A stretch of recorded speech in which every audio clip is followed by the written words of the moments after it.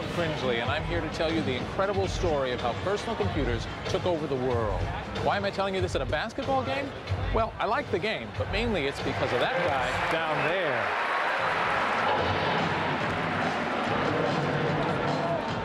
there. His name is Paul Allen, and everything you see here belongs to him. The Portland Trail Blazers basketball team, their arena, even the dancers. Thanks to personal computers, he has $8 billion to spend on such toys. 20 years ago, Allen and his high school friend Bill Gates were running a two-man software company called Microsoft. Today, Allen is richer than God, and Gates is richer than Allen. 20 years ago, young men like Paul Allen and Bill Gates invented the personal computer, and in doing so launched a revolution that's changed the way we live, work, and communicate. It's hard to believe that 20 years ago there were no personal computers. Now it's the third largest industry in the world, somewhere between energy production and illegal drugs. But the most amazing thing of all is that it happened by accident, because a bunch of disenfranchised nerds wanted to impress their friends.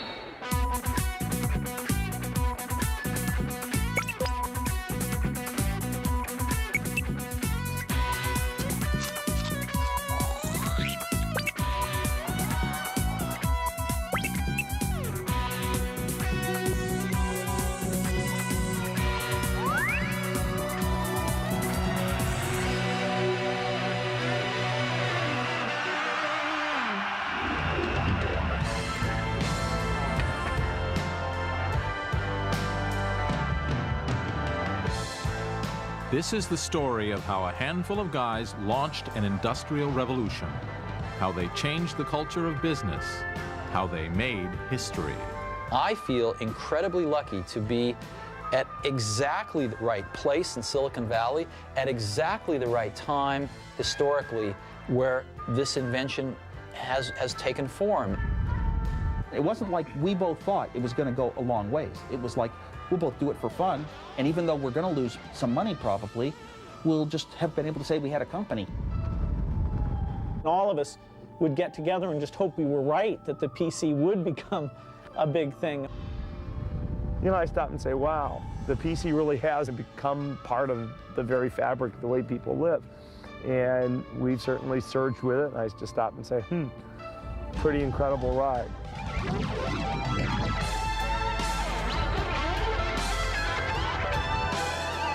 Most of these people come from the place I call home, the Silicon Valley south of San Francisco, California.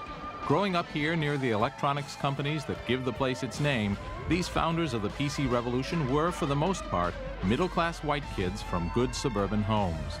But it's not their homes we're interested in, it's their garages.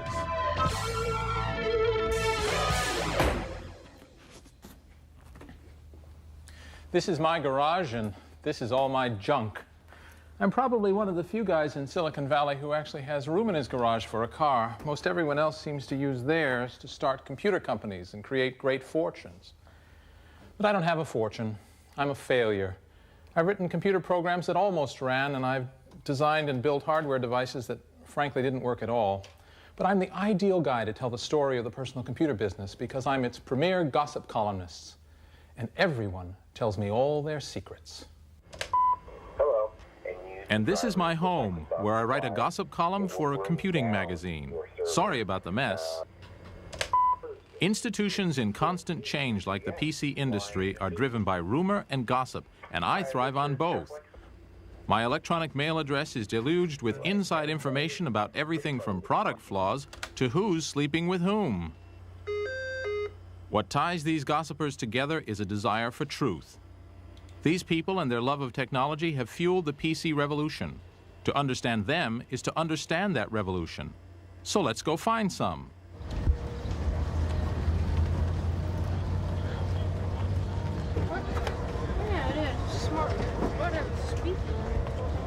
Meet Edwin Chin on a Saturday morning at the Weird Stuff warehouse. This could be 1976 or 1996, because there is always a new generation of techies like Edwin who hear the calling. Most other kids are watching TV, but not Edwin. You know, I'm interested in the electronics and technologies, and hobby since I started when I was like 6 or 7, you know. How old are you now, Edwin? 10 right now. It's no coincidence that the only woman in the vicinity looks bored, because this is a boy thing, the obsession of a particular type of boy who would rather struggle with an electronic box than with a world of unpredictable people. We call them engineers, programmers, hackers, and techies, but mainly we call them nerds. I think a nerd is a person who uses the telephone to talk to other people about telephones. And a computer nerd, therefore, is somebody who uses a computer in order to use a computer. And people have like different degrees of passion, different types of passion. You know, some people they just live databases, and like fifth normal form is just like nirvana, and like they just quest for it, you know. Like that's like what gets them up in the morning. What do your friends think of you? Boy, he's a nerd. Yeah, but I don't mind. I'm used to being called a nerd. Can't have other people stop your dreams. You've got a very wide wire. And in Silicon Valley, the dream is to grow up to become a boy like this. It doesn't make any difference at all to you whether it's on one of this machine. Graham Spencer is chief programmer for Architects Software. 6 guys who graduated from Stanford University and started a company just because they like each other. This is a modern-day startup, but at heart, it's no different from PC pioneers like Apple or Microsoft, nerds who share a dream. Their hobby is their business, and the culture they've created is identical to that of 1,000 other technology companies. First, they dumped the idea of 9 to 5. In this industry, you can work any 80 hours per week you like. And then I've got my cap, which I use to cover my eyes and Oh, yes. sleep in the early morning while everybody's coming in. We didn't even obey a 24-hour clock. We'd come in and program for a couple days straight. We'd, 4 or 5 of us, when it was time to eat, we'd all get in our cars and kind of race over to the restaurant and sit and talk about what we were doing. Sometimes I'd get excited talking about things I'd forget to eat, but then we'd just go back and program some more. It was us and our friends. Those were fun days.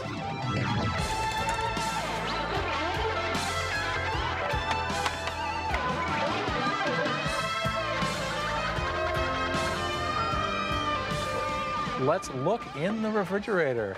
Whoa, we have Coke and cold pizza. I drink about 2 liters of Coke a day. 2 liters of Coke a day. Yeah. And do you think of it like as brain food? That keeps me going. That and, listen to heavy metal and get caffeinated and hack.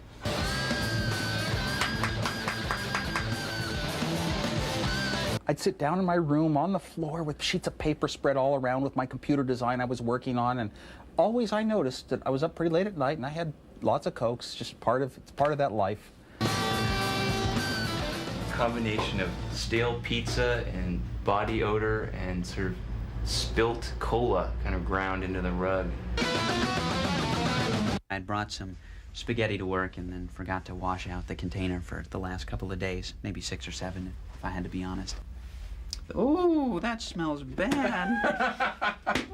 Eating, bathing, having a girlfriend, having an active social life is incidental. It gets in the way of code time. Writing code is the primary force that drives our lives. So anything that interrupts that is wasteful. What is it about the internal logic of a computer that's so enticing? For one thing, such logic can be understood, as opposed to things that can't be understood at all, like the motivations of young women, say, or of the French. Let me explain. Time for the Cringely Crash Course in Basic Computers, Part 1. This is a mainframe computer. All of these cabinets are one machine. In the old days, all computers were this size. They were tended by engineers in white coats, a kind of priesthood who took their jobs very seriously. Now, all computers work pretty much the same, whether it's a giant that serves 2,000 users like this one, or a little notebook that serves only me. They process numerical data, adding, multiplying, comparing. Fact is, if you can quantify it, a computer can handle it. It's the emotional stuff they don't know what to do with. The data must be put into a special binary code consisting only of ones and zeros. And you have to give the computer instructions, also in code, to tell it exactly what to do with the data and in what order. These instructions are called a program. In the early days, you put in the instructions by flipping switches or loaded them from paper tape. This was called machine language.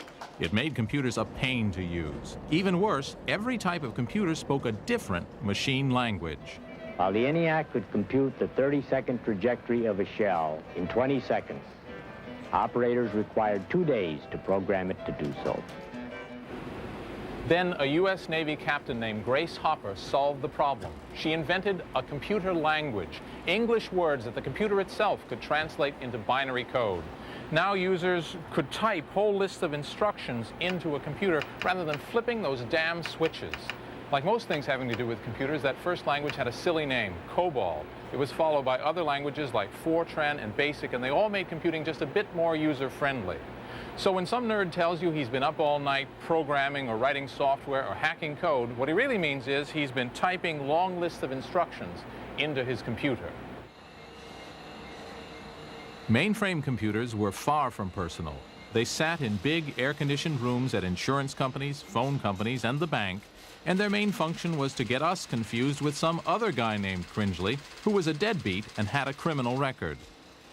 Eventually, computer terminals did begin to appear in some schools, but most of us paid no attention. But there was usually one kid who did pay attention, falling in love with the digital purity of those ones and zeros. He was the nerd. And I took this book home that described the PDP-8 computer, and it was just like a Bible to me. I mean, all these things that for some reason I'd fallen in love with, like you might fall in love with a card game called Magic, or you might fall in love with doing crossword puzzles or something else, or playing a musical instrument. I fell in love with these little descriptions of computers on their inside, and it was a little mathematics. I could work out some problems on paper and solve it and see how it's done, and I could come up with my own solutions and feel good inside. So you would keyboard these commands in, and then you would wait for a while, and then the thing would go and it would tell you something out. But even with that, it was still remarkable, especially for a 10-year-old, that you could write a program in BASIC, let's say, or Fortran, and actually this machine would sort of take your idea and it would sort of execute your idea and give you back some results. And if they were the results that you predicted, your program really worked. It was an incredibly thrilling experience. Nerds wanted their own computers right from the beginning, but it took a technological breakthrough to make that possible. This is it, the chip, the microprocessor. This is what allows you to have a mainframe computer on your desk. In the 1950s, mainframes were as big as this garage, and that's because they were filled with thousands of these vacuum tubes or valves. Eventually, the valves were made much smaller and replaced with transistors. Still too big, however, to make a computer that could fit on your desk. What that took was further miniaturization. Here we have a single piece of silicon etched with thousands of transistors. This microprocessor holds more than 1 million transistors, and that's the secret of the personal computer. And that's why they call it Silicon Valley, not Computer Valley. These are the people who invented the microprocessor, Intel. Intel was started 28 years ago by a handful of guys after a row with their old boss. Their microprocessors today power 85% of the world's computers. Our test table? Intel not only invented the chip, they are responsible for the laid-back Silicon Valley working style. Everyone was on a first-name basis. There were no reserved parking places, no offices, only cubicles. It's still true today. Here's the chairman's cubicle. Knock, knock. Yeah, I knocked on the door, but there's no door. Gordon Moore is one of the Intel founders, worth $3 billion. With money like that, I'd have a door. In a business like this, the people with the power are the ones that have the understanding of what's going on, not necessarily the ones on top. It's very important that those people that have the knowledge are the ones that make the decisions. So we set up something where everyone who had the knowledge had an equal say in what was going on. Intel's microprocessors kept getting more powerful. They soon had enough horsepower to run a whole computer. Only Intel didn't appreciate the brilliance of their own product, seeing it as useful mainly for calculators or traffic lights. Intel had all the elements necessary to invent the PC business, but they just didn't get it. Lucky for us, someone did. This is the chip that launched the personal computer revolution.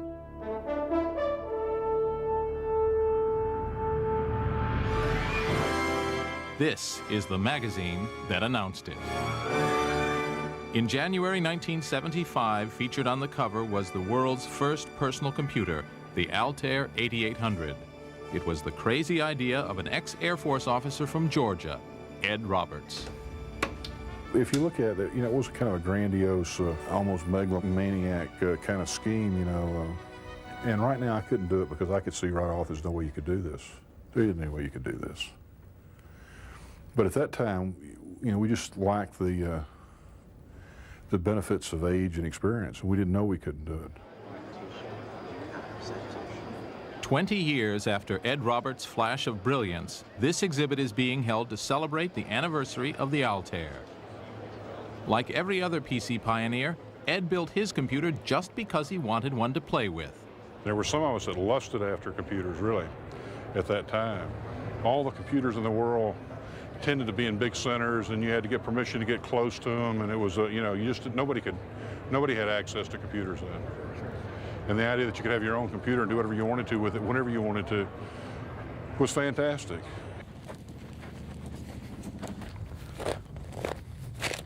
And where was all this happening? It was far from Silicon Valley, Intel, or IBM. Out in the desert near the airport in Albuquerque, New Mexico, Ed Roberts ran a calculator company called MITS. Having an ugly building wasn't its only problem. MITS was going bankrupt. Nobody was buying calculators, and Ed needed $65,000 just to stay afloat. We went to the bank and had a late night meeting, and the issue was whether we closed MITS down or they loaned us an additional $65,000. And I was asked how many machines that I think we would sell in the next year after it was introduced. And I said 800, and was considered a wild-eyed optimist at that. Within a month after it was introduced, we were getting 250 orders a day. Started about 6. The Altair wasn't even a computer. It was a computer kit. Whoa, this is a pretty well-equipped machine. You had to build it yourself, and even then it usually didn't work. Still, the demand was amazing. And there were actually people that came to MITS, a couple people with camper trailers, and camped out in the parking lot waiting for their machine. I mean, they were so eager. I think everybody had sort of daydreamed, or Walter Mitty, about owning a computer. The surprise was that it would be possible for the average college student, for example, who was living on bare subsistence, to actually buy a computer. This is what really amazed me, was that people were there was a sort of a pent-up demand for having your own computer. And if it could be that cheap, what a wonderful thing.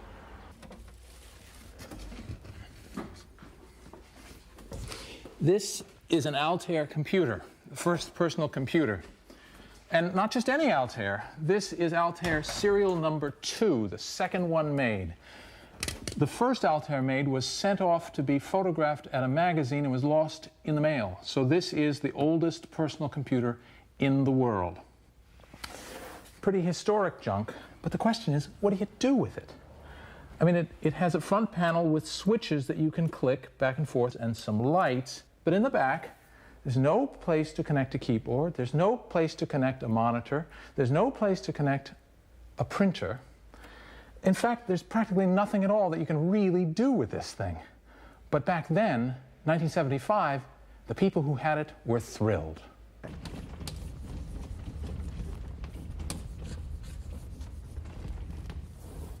The nerds formed clubs to talk about their new toy. One of the first was the Homebrew Computer Club, which met on Wednesday evenings in a hall rented from Stanford University in Silicon Valley. Presiding over near anarchy was Lee Felsenstein, who pretended to be in charge. I would start the meeting by making a horrendous loud noise because everyone was talking and I had to get some attention somehow.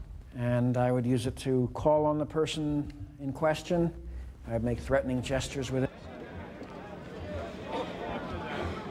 Most of us were in the electronics industry to a certain extent. There was also a stratum of physicians. And there were a lot of radio amateurs, for instance, finding a new technology that wasn't stale. But most of us were at a sort of middle level downwards. We saw ourselves as crazed, ignored geniuses, or possibly geniuses, but at least we could each hope to get our hands on a computer of our own. Not much in them. The very uselessness of the Altair is what drove the hobbyists together. Roger Mellon and Harry Garland started an early computer company. They came here to meet others and to figure out just what the heck could be done with this new toy. A solution in search of a problem. There's no keyboard that I can see. The Altair was tedious to use. At first, the only way that data and instructions could be given to the computer was by flipping switches. Take something trivial like 2 + 2. Each 2 needed 8 different switches to be flipped, then a 9th switch was used to load them all. Add required another 9 switches. The answer 4 was if the third light from the left turned on. Eureka! So if you had a program that was 100 bytes long, you had to go through this procedure 100 times to load that into memory. It took a long time. I bet it did. And what happened if you lost power or you lost your way in the middle? You cried. The Altair may have been frustrating, but it drove the nerds to experiment, finding real uses for the useless box, turning it from a curiosity to a computer. Steve Dompier set up an Altair, laboriously keyed a program into it. Somebody knocked the plug out of the wall, and he had to do that all over again, but nobody knew what this was about. After all, was it just going to sit and flash its lights? No. You put a little transistor radio next to the Altair, and he would, by manipulating the length of loops in the software, could play tunes. The radio began playing The Fool on the Hill. Da-da-da-da, da-da-da-da, in the tinny little tunes that you could tell were coming from the noise that the computer was generated, being picked up by the radio. Everybody rose and applauded. I proposed that he receive the Stripped Phillips Screw Award for finding a use for something previously thought useless. But I think everyone was too busy applauding to even hear me. It was a very exciting thing. It was probably the first thing the Altair actually did. Turning the Altair into a useful tool required a programming language so users could type their programs in rather than flipping switches. What it needed was a version of some big computer language like BASIC, only modified for the PC. This was called a basic interpreter, but it didn't yet exist because the experts all thought that not even BASIC was basic enough to fit inside the tiny Altair memory. Yet again, the experts were wrong. Here comes the guy who solved the problem. 20 years after finishing the first microcomputer BASIC, Paul Allen is returning to Albuquerque for a celebration of that event, this time with his $15 million jet and 3-foot red carpet. At a time when I was killing brain cells, this guy was founding an empire. He has come to eat rubber chicken in honor of the Altair's 20th anniversary. I'd like to introduce to you Paul Allen.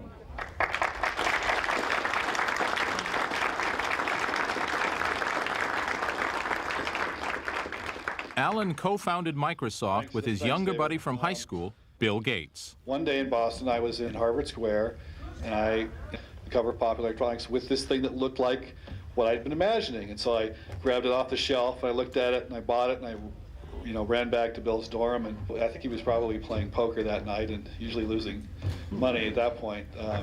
One of the few times when that's been the case. Paul showed that to me.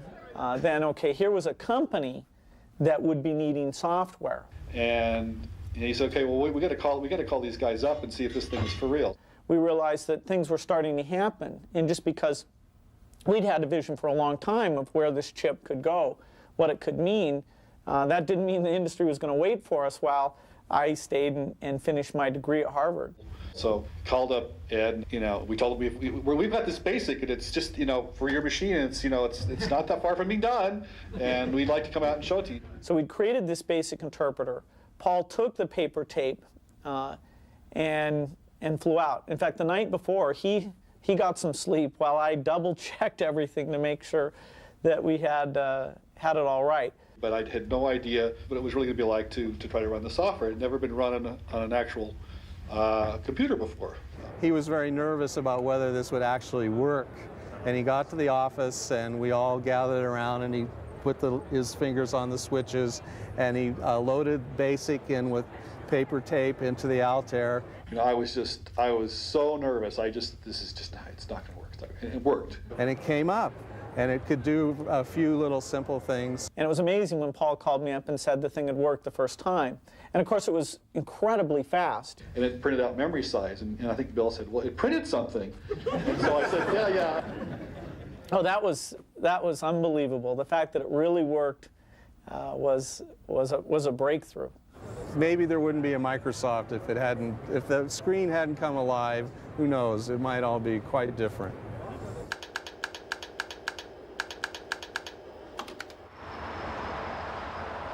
After the demo succeeded, Bill forgot about finishing university. Afraid of missing his chance to dominate the new industry, he joined Alan in what was then the center of world microcomputing research, among the sleazy bars and gas stations of Albuquerque, New Mexico. And they lived across the street from MITS in the Sundowner Motel. And the prostitutes and the drug dealers are out on the corner. And they were writing BASIC for the Altair computer. And gradually, they actually started Microsoft here in Albuquerque. So we hired some of our high school friends basically to come down and stay with us in our apartment, which became very crowded. Well, we were pretty young. We started when I was 19, and so he just had a lot of energy. They worked really hard. They listened to really loud music.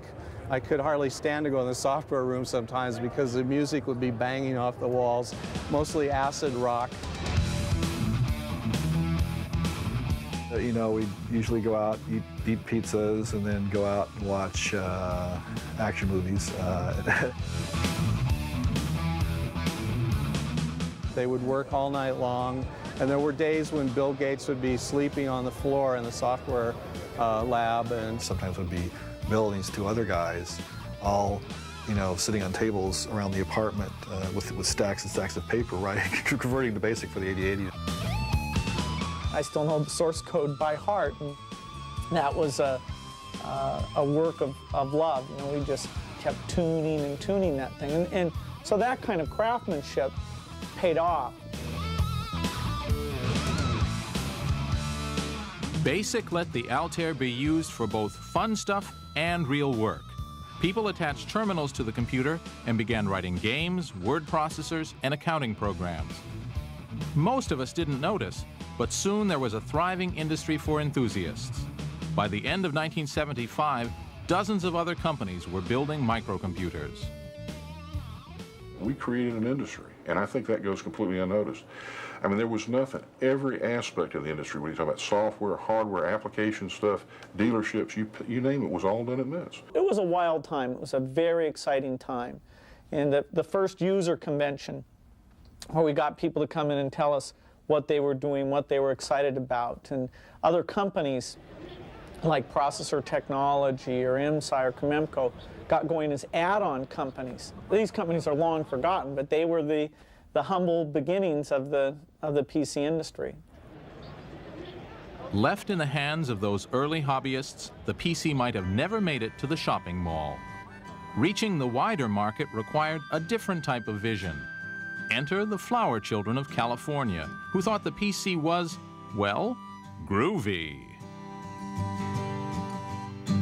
From the safety of secret committees, they talk about the danger of war. Remember that the 60s happened in the early 70s, right? So we have to remember that. And that's sort of when I came of age. So I saw a lot of this. And to me, the spark of that was that there was something beyond sort of what you see every day. Far from the smell of the gun. It's the same thing that causes people to want to be poets instead of bankers. And I think that's a wonderful thing. And I think that that same spirit can be put into products. And those products can be manufactured and given to people, and they can sense that spirit. To help you understand all this, I will now take off my clothes. Well, why? He says, well, frame relay is scalable. Jim Warren knows better than most what the hippie movement did for the PC. A 60s radical himself, he staged the West Coast Computer Fair, for a time the biggest computer show in the world. The fair was where the PC really arrived. It's also where Jim got rich. So, Jim, is this where you hold all your meetings? As many as possible. Sure, why not? This is how Silicon Valley entrepreneurs conduct business? I don't know whether it's how entrepreneurs conduct. Believe it or not, Jim once taught mathematics at a Catholic girls' school. Bubbles, Bob? Sure. Okay. Jim was immediately fascinated by the PC, like many Bay Area hippies. The California counterculture was crucial to the PC's development. And the whole spirit there was working together, was sharing. You shared your dope, you shared your bed, you shared your life, you shared your hopes. And a whole bunch of us had the same community spirit, and that permeated the whole Homebrew Computer Club. As soon as somebody would solve a problem, they'd come running down to the Homebrew Computer Club's next meeting, say, hey everybody, you know that problem that all of us have been trying to figure out how to solve? Here's the solution. Isn't this wonderful? Aren't I a great guy? And it's my contention that that is a major component of why Silicon Valley was able to develop the technology as rapidly as it did, because we were all sharing. Everybody won. Out of this creative show and tell came Apple Computer, the first mass-market PC company. The Apple founders, a couple of recent graduates from Homestead High, were regulars at homebrew meetings. Steve Wozniak was the technical wizard, and Steve Jobs was the visionary who saw microcomputers as a possible business. The first Apple computer was primitive. It was cobbled together by Woz to impress his friends at the homebrew meetings. Everybody was interested in computers, so I started getting a crowd around me, because even though I was too shy to raise my hand and say anything in a club meeting, after the club meetings, I would put my computer that I had built, and every week it had a little bit more working on it too. But I would set it down and let people type on the keyboard. I would explain what's in it. If they come up to me and ask a question, I can answer. You know, nowadays, I would have the ability to tell them what it is, you know, and be a little bit more promotional, but back then I could only answer questions that they asked me. But I got a group that started gathering around me. And Steve Jobs saw that I had a lot of interest around me at the club, and he said, let's start selling it. And let's make this company. Came up with the name Apple, and that's how it started. Apple was at best a funky company, started by a couple of teenage hackers who previously had been working as Alice in Wonderland characters in a local shopping mall. And they started it in this garage right here. The first Apple computer was built here. Now there are more than 10 million in use around the world. And I was there. Well, for a short time, I was an employee at Apple Computer, employee number 12, and one day I helped move materials out of this garage. At the time, Steve Jobs said the company was short of loot, so he offered to pay me in company shares, but I held out for the money. My mother still reminds me of that incident. The Apple I was even less of a computer than the Altair. A single circuit board that came with neither a case nor a keyboard. Still, Steve Jobs managed to sell 50 Apple I's. That experience showed Jobs that there was a market for a real computer, the Apple II. It was very clear to me that while there were a bunch of hardware hobbyists that could assemble their own computers, or at least take our board and add the transformers for the power supply and the case and the keyboard and go get a, you know, et cetera, go get the rest of the stuff. For every one of those, there were 1,000 people that couldn't do that but wanted to mess around with programming. Software hobbyists. Just like I had been when I was, 10, discovering that computer. And so my dream for the Apple II was to sell the first real packaged computer. Steve Jobs' dream was impossible.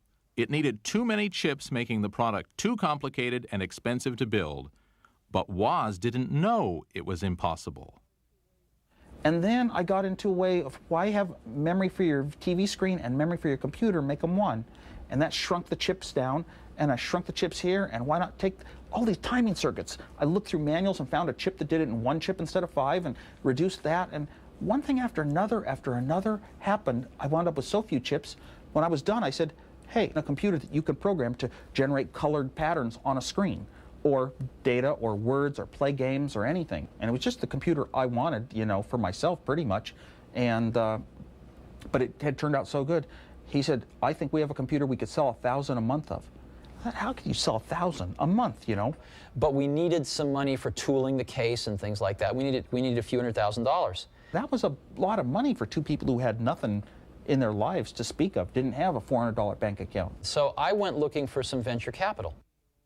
The scruffy 19-year-old seduced the conservative world of venture capitalists. The man Jobs persuaded to part with his cash was Arthur Rock, the inventor of venture capital and the man who had originally funded Intel.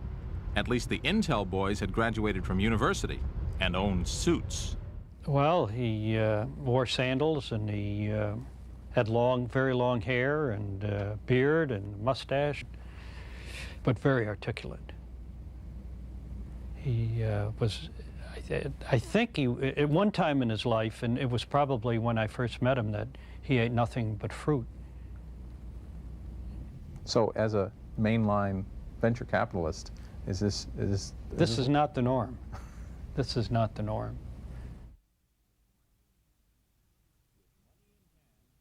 With money in hand and under occasional adult supervision from an ex-Intel manager named Mike Markkula, Woz and Jobs finished the Apple II and ordered a local factory to build 1,000 machines.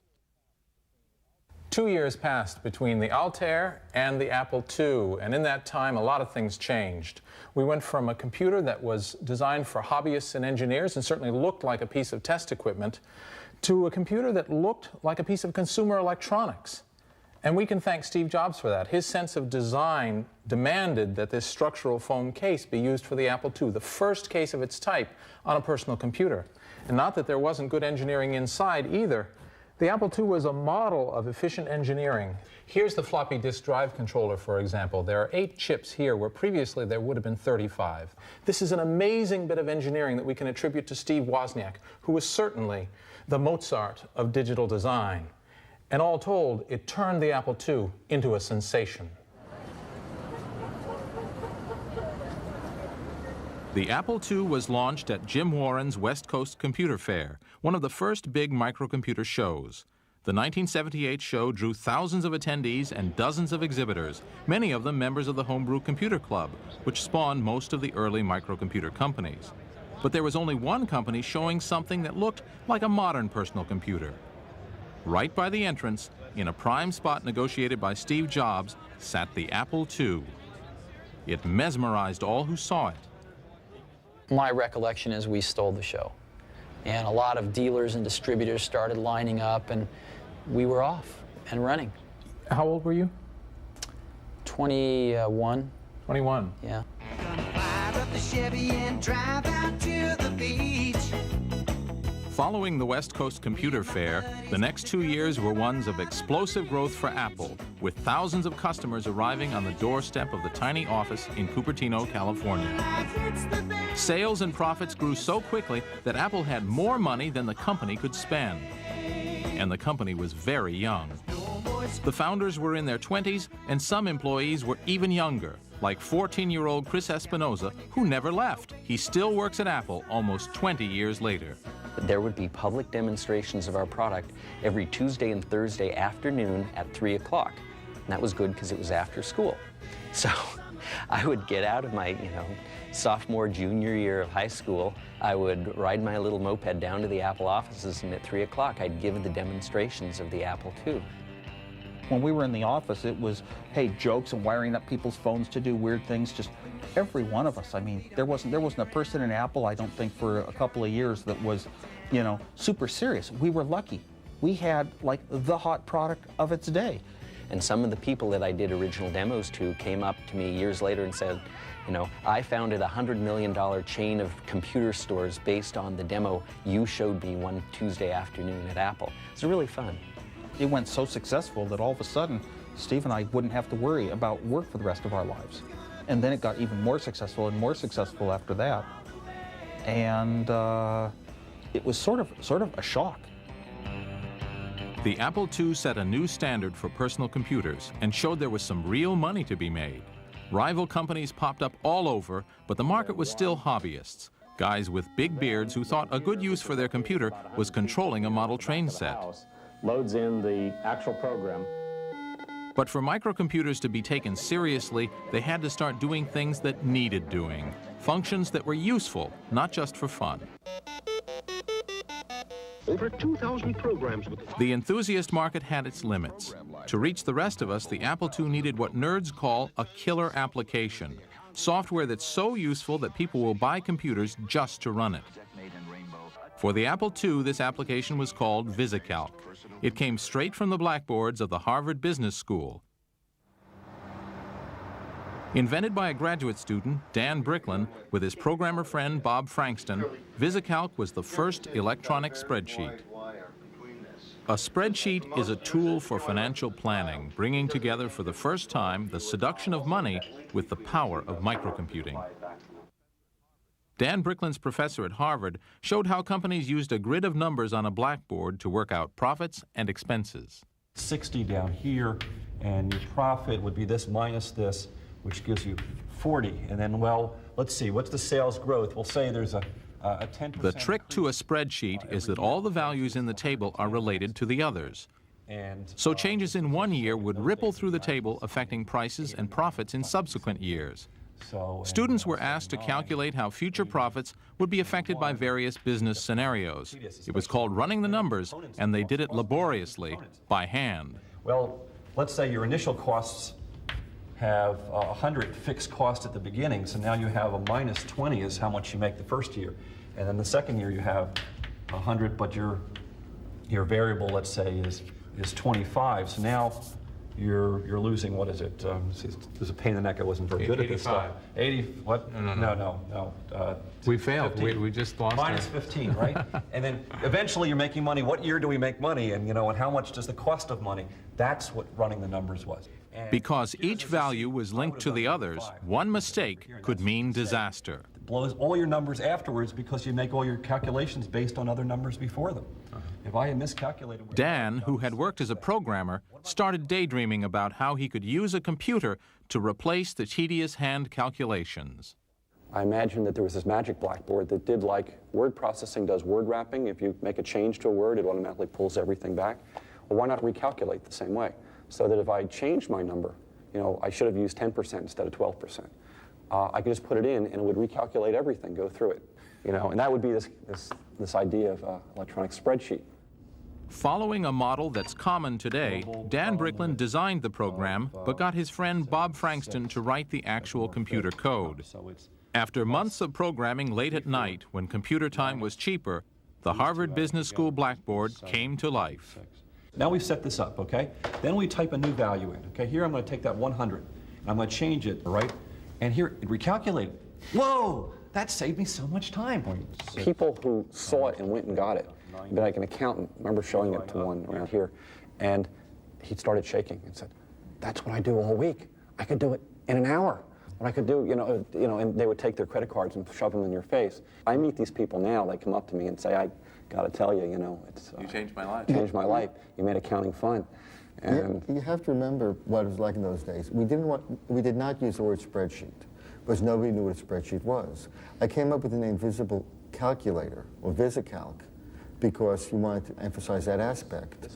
VisiCalc hit the market in October 1979, selling for $100. Marv Goldschmidt sold the first copies from his computer store in Bedford, Massachusetts. After a slow start, VisiCalc took off. What it did in our society, it gave people who were obsessed with numbers, whether they're in business or at home, how much am I worth today? What's my stock portfolio worth? How am I doing against budget on this project? It gave them the ability to play with scenarios and change it and say, well, what if I do this? So put people, in a sense, in control of the thing that lots of people in our society feel is driving them, and that's numbers. The spreadsheet was every businessman's crystal ball. It answered all those what-if questions. What if I fire the engineering department?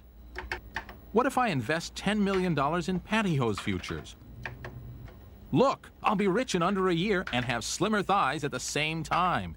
The computer says so. $5 up, 25!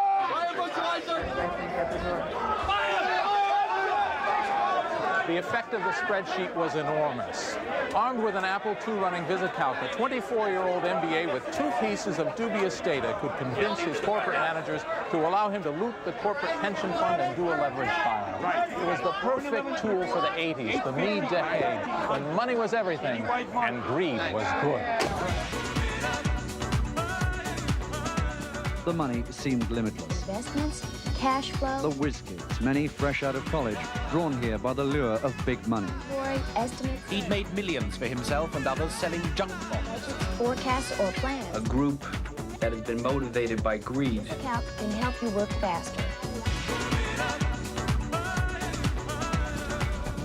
In 5 years, the PC had gone from a hobbyist's toy to an engine that shaped the times we lived in. Thanks to VisiCalc, the Apple II made history. Everybody you talked to just seemed excited about talking about what we were doing. And there was this huge media explosion, kind of like the internet is receiving today, of this is the happening thing. You read about it over and over and over, and every time you took an airplane flight, you read about it. And every newspaper, every week, you'd read something about small computers coming, and Apple was one of the highlight companies. So we were being portrayed as a leader of a revolution, and we really felt that we were a leader of a revolution. We were going to change life a lot. Pretty good for a company started in a garage 3 years before. But not all the PC pioneers made great fortunes. Dan Bricklin decided not to patent his spreadsheet idea. Though more than 100 million spreadsheets have been sold since 1979, Bricklin and Frankston haven't earned VisiCalc royalties in years. You know, looking back at how successful a lot of other people have been, it's kind of sad that we weren't as successful. It would be very nice to be gazillionaires, but it can also understand that part of the reason was that that's not what we're trying to be. We're kids of the 60s, and what did you want to do? You wanted to make the world better, and you wanted to make your mark in the world and improve things, and we did it. So by the mark of what we would measure ourselves by, we're very successful. Yes. And what about Ed Roberts?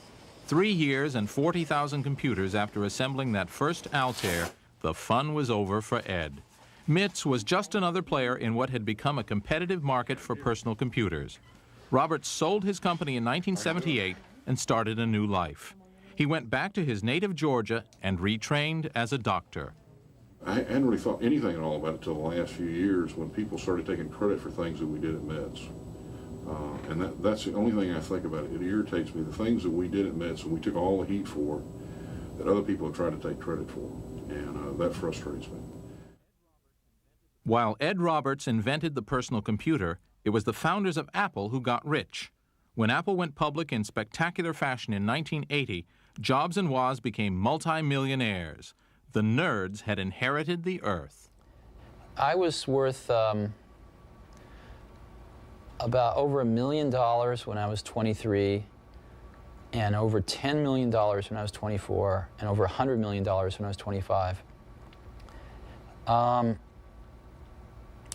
And it wasn't that important because I never did it for the money. It was just a little hobby company like a lot of people do, not thinking anything of it. I mean, it wasn't like we both thought it was going to go a long ways. It was like, we'll both do it for fun. But back then, there was a short window in time where one person who could sit down and do some neat, good designs could turn them into a huge thing like the Apple II.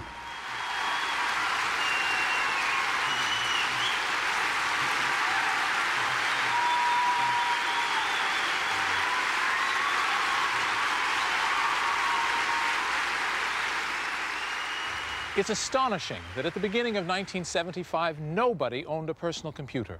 All there was a mock-up on a magazine cover.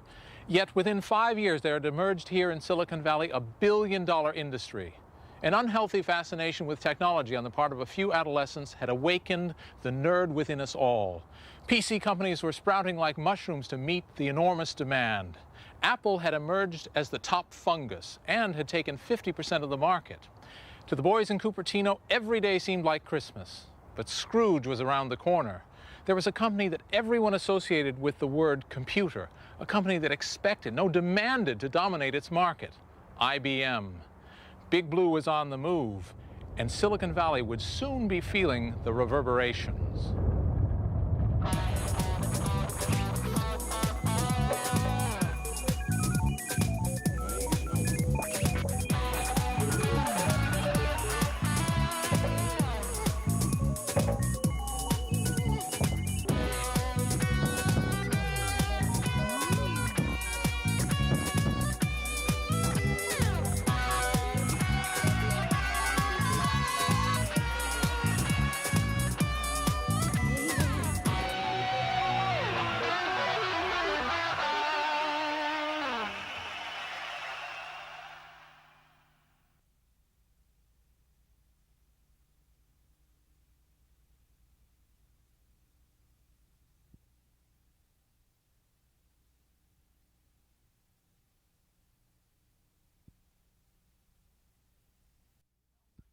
The story so far. In 1975, Ed Roberts invented the Altair personal computer.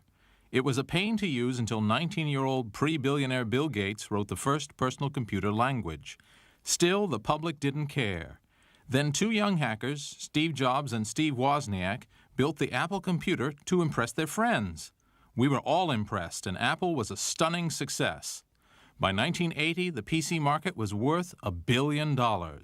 Now, view on.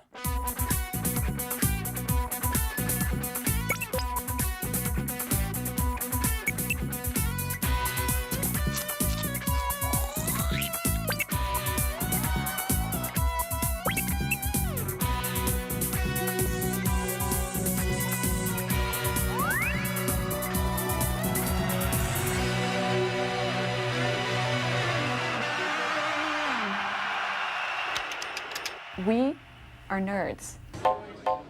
Most of the people in the industry were young because the guys who had any real experience were too smart to get involved in all these crazy little machines. It really wasn't that we were going to build billion-dollar businesses. We were having a good time. I thought this was the most fun you could possibly have with your clothes on. When the personal computer was invented more than 20 years ago, it was just that, an invention. It wasn't a business. These were hobbyists who built these machines and wrote this software to have fun. But that has really changed. And now this is a business. This is a big business. Power Center! It just goes to show you that people can be bought. If you're really an exciting on. Thank you. I want to see a blue Laurel Motors. If you got that. How the personal computer industry grew from 0 to 100 million units is an amazing story. And it wasn't just those early funky companies of nerds and hackers like Apple that made it happen. Most of this transformation from hobby to big business can be linked to 3 letters: IBM. IBM was and is an American business phenomenon. Over 60 years, Tom Watson and his son, Tom Jr., built what their workers called Big Blue into the top computer company in the world. But IBM made mainframe computers for large companies, not personal computers, at least not yet. For the PC to be taken seriously by big business, the nerds of Silicon Valley had to meet the suits of corporate America. IBM never fired anyone, requiring only undying loyalty to the company and a strict dress code. IBM hired conservative hard workers straight from school. Few IBMers were at the Summer of Love. Their turn-ons were giant mainframes and corporate responsibility. They worked 9 to 5 and on Saturdays washed the car.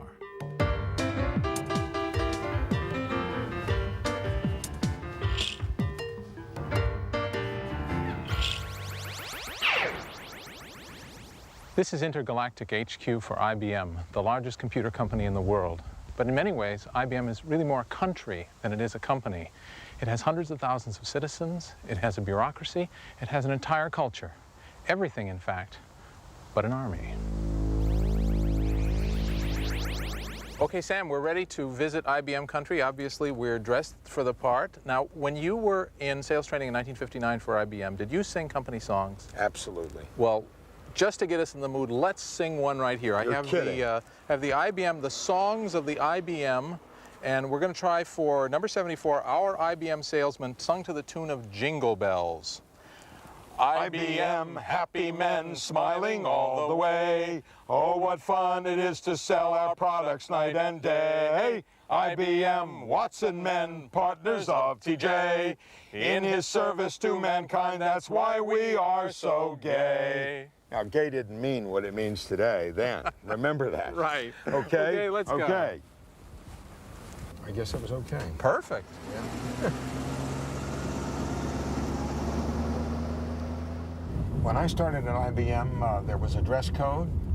That was an informal oral code of white shirts. You couldn't wear anything but a white shirt, generally with a starch collar. I remember attending my first class, and a gentleman said to me as we were entering the building, "Are you an IBMer?" And I said, "Yes." He had a three-piece suit on, vests were of the Vogue, and he said, "Could you just lift your pants leg, please?" I said, "What?" And before I knew it, he had lifted my pants leg, and he said, "You're not wearing any garters." I said, "What?" He said, "Your socks, they're not pulled tight to the top. You need garters." And sure enough, I had to go get garters. IBM is like Switzerland, conservative, a little dull, yet prosperous. It has committees to verify each decision. The safety net is so big that it's hard to make a bad decision, or any decision at all. At which we announced a new organizational structure. Rich Seidner, computer programmer and wannabe Paul Simon, spent 25 years marching in step at IBM. He feels better now. I mean, it's like getting 400,000 people to agree what they want to have for lunch. You know, I mean, it's just not going to happen. It's going to be lowest common, and, you know, it's going to be, you know, hot dogs and beans. So, so what are you going to do? So IBM had created this process, and it absolutely made sure that quality would be preserved throughout the process, that you actually were doing what you set out to do and what you thought the customer wanted. At one point, somebody kind of looked at the process to see, well, you know, what's it doing and what's the overhead built into it. And what they found is that it would take at least 9 months to ship an empty box. By the late 70s, even IBM had begun to notice the explosive growth of personal computer companies like Apple. The Apple II, small, inexpensive, simple to use. The first computer... What's more, it was a computer business they didn't control. In 1980, IBM decided they wanted a piece of this action. There were suddenly tens of thousands of people buying machines of that class, and they loved them, and they were very happy with them, and they were showing up in the engineering departments of our clients as machines that were brought in because you can't do the job on your mainframe kind of thing. JB wanted to know why I'm doing better than all the other managers. It's no secret, I have an Apple. Sure, there's a big computer 3 flights down, but it won't test my options, do my charts, or edit my reports like my Apple. People who'd gotten it were religious fanatics about them. So the concern was we were losing the hearts and minds. And give me a machine to win back the hearts and minds. In business, as in comedy, timing is everything, and time looked like it might be running out for an IBM PC. I'm visiting the IBMer who took up the challenge. In August 1979, as IBM's top management met to discuss their PC crisis, Bill Lowe ran a small lab in Boca Raton, Florida. Oh, hey, Bill, nice to see you again. Yeah, I tried to match the IBM dress code. How did I do? That's terrific. That's terrific. I'm sorry. He knew the company was in a quandary. Wait another year, and the PC industry would be too big even for IBM to take on. Great, thanks a lot. Chairman Frank Carey turned to the department heads and said, "Help!" He kind of said, well, what should we do? And I said, well, we think we know what we would like to do if we were going to proceed with our own product. And he said, no. He said, at IBM, it would take 4 years and 300 people to do anything. I mean, it's just a fact of life. And I said, no, sir, we can provide you a product in a year. And he abruptly ended the meeting. He said, you're on, Lowe. Come back in 2 weeks and tell me what you need. An IBM product in a year? Ridiculous. Down in the basement, Bill still has the plan.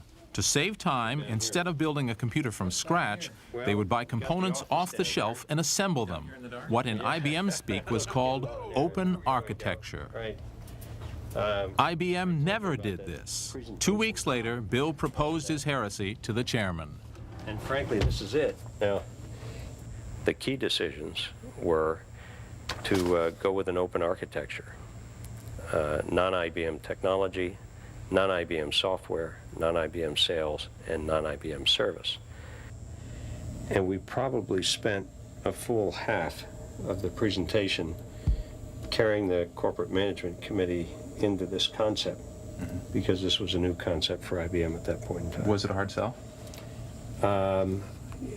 Mr. Carey bought it, and as a result of him buying it, we got through it. With the backing of the chairman, Bill and his team then set out to break all the IBM rules and go for a record. We'll put it in the IBM section. Once IBM had decided to do a personal computer, and to do it in a year, they couldn't really design anything. They just had to slap it together. So that's what we'll do. You have a central processing unit, and let's see. You need a monitor or display and a keyboard. Okay, a PC, except it's not. There's something missing. Time for the Cringely crash course in elementary computing. A PC is a box full of electronic switches, a piece of hardware. It's useless until you tell it what to do. It requires a program of instructions. That's software. Every PC requires at least 2 essential bits of software in order to work at all. First, it requires a computer language. That's what you type in to give instructions to the computer, to tell it what to do. Remember, it was a computer language called BASIC that Paul Allen and Bill Gates adapted to the Altair, the first PC. The other bit of software that's required is called an operating system. That's the internal traffic cop that tells the computer itself how the keyboard is connected to the screen or how to store files on a floppy disk instead of just losing them when you turn off the PC at the end of the day. Operating systems tend to have boring, unfriendly names like Unix and CP/M and MS-DOS, but though they may be boring, it's an operating system that made Bill Gates the richest man in the world. And the story of how that came about is, well, pretty interesting. So the contest begins. Who would IBM buy their software from? Let's meet the 2 contenders. The late Gary Kildall, then age 39, a computer science PhD, and a 24-year-old Harvard dropout, Bill Gates. By the time IBM came calling in 1980, Bill Gates and his small company, Microsoft, was the biggest supplier of computer languages in the fledgling PC industry. Many different computer manufacturers are making the CP/M operating system standard on most models. For their operating system, though, the logical guy for the IBMers to see was Gary Kildall. He ran a company modestly called Intergalactic Digital Research. Gary had invented the PC's first operating system, called CP/M. He'd already sold 600,000 of them, so he was the big cheese of operating systems. In the early 70s, I had a need for an operating system myself, and it just was a very natural thing to write, and it turns out other people had a need for an operating system like that. And so it was a very natural thing. I wrote it for my own use, and then started selling it. In Gary's mind, it was the dominant thing, and it would always be the dominant because, you know, Bill did languages and Gary did operating systems. And he really honestly believed that would never change. But what would change the balance of power in this young industry was the characters of the 2 protagonists. So I knew Gary back when he was an assistant professor at Monterey Post-Grad School, and I was simply a grad student. And went down, sat in his hot tub, smoked dope with him, and thoroughly enjoyed it all, and commiserated and talked nerd stuff. He liked playing with gadgets, just like Woz did and does, just like I did and do. He wasn't really interested in how you drive the business. He worked on projects, things that interest him. He didn't go rushing off to the patent office and patent CP/M and patent every line of code he could. He didn't try to just squeeze the last dollar out of it. Gary was not a fighter. Gary avoided conflict. Gary hated conflict. Bill, I don't think anyone could say, backed away from conflict. Nobody said future billionaires have to be nice guys. Here at the Microsoft Museum is a shrine to Bill's legacy. Bill Gates hardly fought his way up from the gutter. Raised in a prosperous Seattle household, his mother was a homemaker who did charity work, his father a successful lawyer. But beneath the affluence and comfort of a perfect American family, a competitive spirit ran deep. I ended up spending the Memorial Day weekend with him out on his grandmother's house on Hood Canal. She turned everything into a game. It was a very, very, very competitive environment. And if you spent the weekend there, you were part of the competition. And it didn't matter whether it was hearts or pickleball or swimming to the dock, or, you know, and there was always a reward for winning and there was always a penalty for losing. One time was funny. I went to Bill's house and he really wanted to show me his jigsaw puzzle that he was working on. And he really wanted to talk about how, like, he did this jigsaw puzzle in like 4 minutes. And like on the box it says, if you're a genius, then you would do the jigsaw puzzle in like 7. And he was into it. He's like, I can do it. And I said, no, I believe you. You don't need to break it up and do it for me. Bill Gates can be so focused that the small things in life get overlooked. If he was busy, he didn't bathe, he didn't change clothes. We were in New York, and the demo that we had crashed the evening before the announcement, and Bill worked all night with some other engineers to fix it. Well, it didn't occur to him to take 10 minutes for a shower after that. Just didn't occur to him that that was important. And he badly needed a shower that day.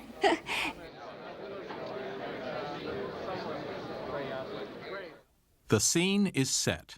In California, laid-back Gary Kildall, already making the best-selling PC operating system, CP/M.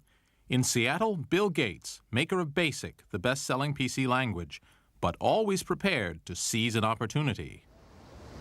So IBM had to choose one of these guys to write the operating system for its new personal computer. One would hit the jackpot. The other would be forgotten, a footnote in the history of the personal computer. And it all starts with a telephone call to an 8th-floor office in that building, the headquarters of Microsoft, in 1980. At about noon, I guess, I called Bill Gates on Monday and said I would like to come out and talk to him about his products. Bill said, well, how's next week? And they said, we're on an airplane, we're leaving in an hour, we'd like to be there tomorrow. Well, hallelujah, right on. Steve Ballmer was a Harvard roommate of Gates. He had just joined Microsoft and would end up its 3rd billionaire. Back then, he was the only guy in the company with business training. Both Ballmer and Gates instantly saw the importance of the IBM visit. And Bill said, Steve, you better come to the meeting. You're the only other guy here who can wear a suit. So we figured, okay, the two of us will put on suits, we'll and we'll go to this meeting. We got there roughly 2 o'clock. And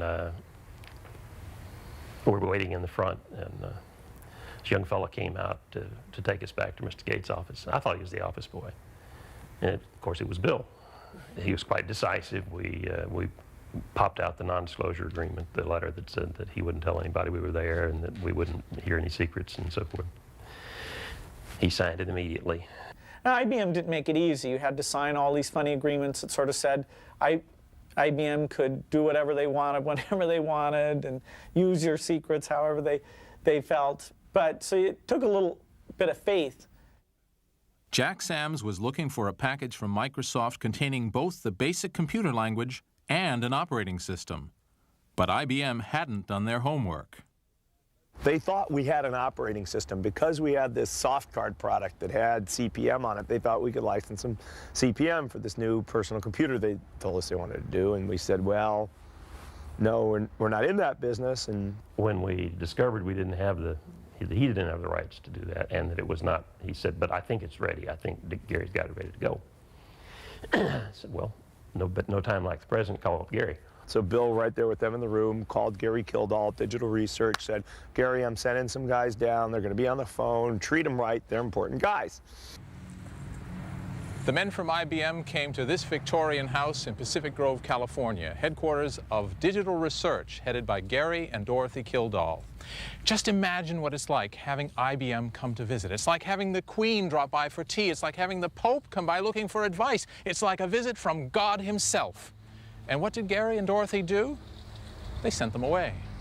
Gary had some other plans, and so he said, well, Dorothy will see you. And so we went down, the 3 of us.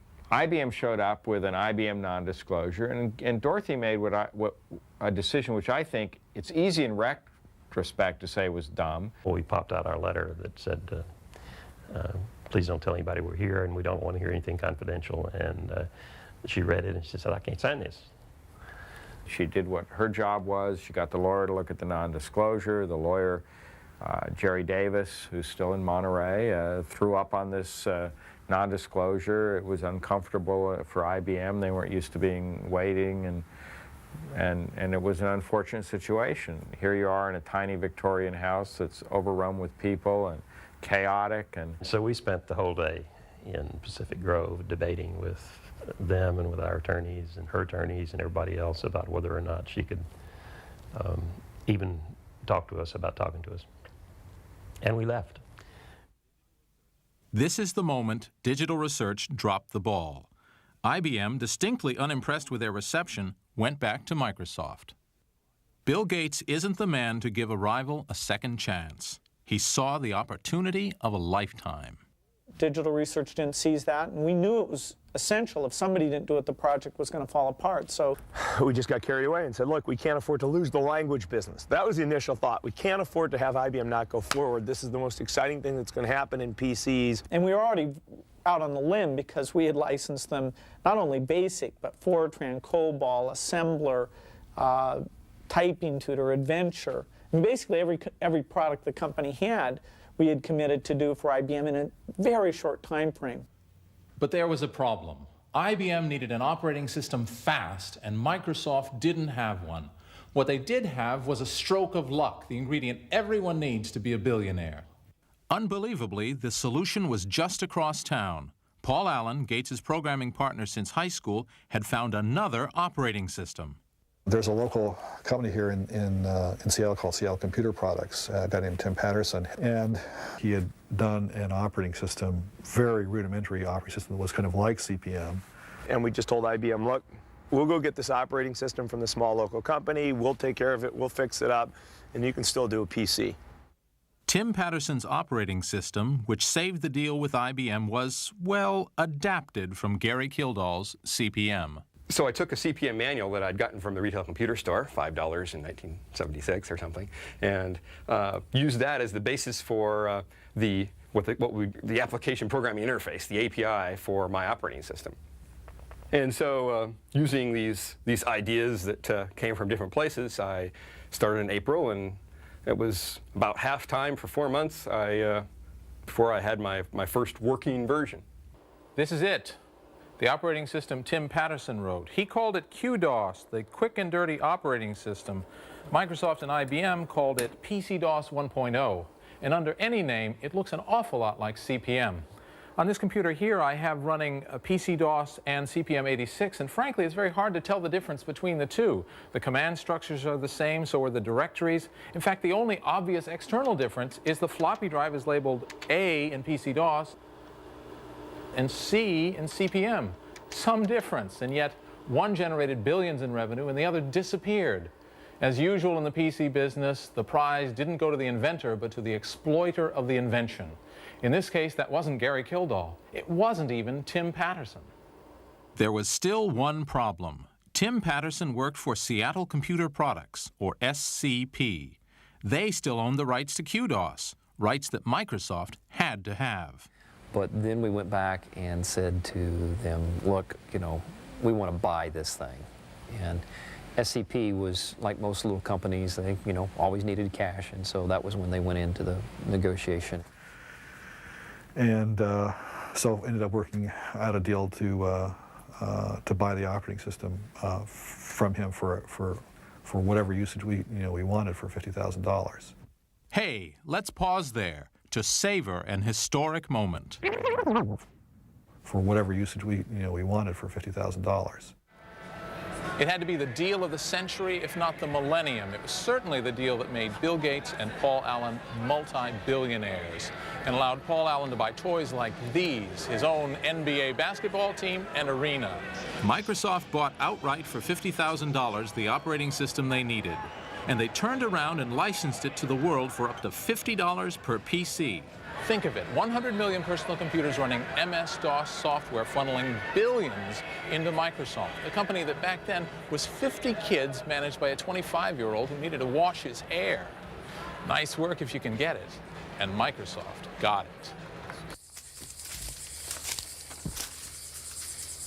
There are no two places further apart in the USA than southeastern Florida and Washington State, where Microsoft is based. This is Florida.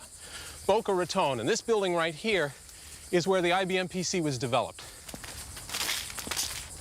Here, the nerds from Seattle joined forces with the suits of corporate America, and in that first honeymoon year, they pulled off a fantastic achievement.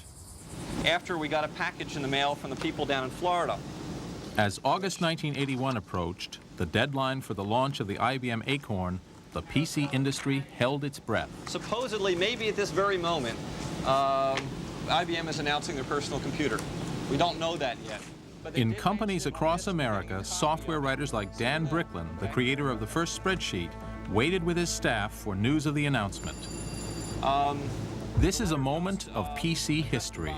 IBM's secrecy had codenamed the PC the Floridian Project. Everyone in the PC business knew IBM would change their world forever. They also knew that if their software was on the IBM PC, they would make fortunes. Note that the attached information is not to be disclosed prior to any public announcement. It's on the ticker. It's on the ticker? Okay, so now you can tell people. What we're watching are the first few seconds of a $100 billion industry. Years of thinking big, today IBM came up with something small. Computer. Big Blue is looking for a slice of Apple's market share. IBM like bits and bytes mean nothing. Try this word. Money. Now they're going to sell $1,000 computers to millions of customers. Wants a piece of the pie. I have seen the future, said one analyst, and it computes. Today, an IBM computer has reached a personal stage. Nobody was ever fired for buying IBM. Now companies could put PCs with a name they trusted on desks from Wall's End to Wall Street. What IBM said was, it's okay, corporate America, for you to now start buying and using PCs. And if it's okay for corporate America, it's got to be okay for everybody. Your own IBM personal computer. For all the hype, the IBM PC wasn't much better than what came before. So while the IBM name could create immense demand, it took a killer application to sustain it. The killer app for the IBM PC was yet another spreadsheet. Based on VisiCalc, but called Lotus 123, its creators were the first of many to get rich on IBM's success. Within a year, Lotus was worth $150 million. Wham, bam, thank you, IBM. It's time to rock, time for fun. Yeah, they're working. IBM had forecast sales of 500,000 computers by 1984. In those 3 years, they sold 2 million. Yeah. Euphoric, I guess is the right word. Everybody was believed that they were not going to, at that point, 2 million or 3 million, you know, they were now thinking in terms of 100 million. I mean, they were probably off the scale in the other direction. What did all this mean to Bill Gates, whose operating system, DOS, was at the heart of every IBM PC sold? Initially, not much because of the deal with IBM, but it did give him a vital bridgehead to other players in the PC marketplace, which meant trouble in the long run for Big Blue. The key to the structure of our deal was that IBM had no control over our licensing to other people. And the lesson of the computer industry in mainframes was that over time people built compatible machines or clones, whatever term you want to use. And so really the primary upside on the deal we have with IBM, because they had a fixed fee, we got about $80,000, and we got some other money for some special work we did, but no royalty from them. And that's the DOS in BASIC as well. And so we were hoping a lot of other people would come along and do compatible machines. There were other PCs that were sort of like the IBM PC, kind of like it, but IBM now had 50% market share and was defining what a PC meant. What the public wanted was IBM PCs. So to be successful, other manufacturers would have to build computers exactly like the IBM. They wanted to copy the IBM PC, to clone it. How could they do that legally? Well, welcome to the world of reverse engineering.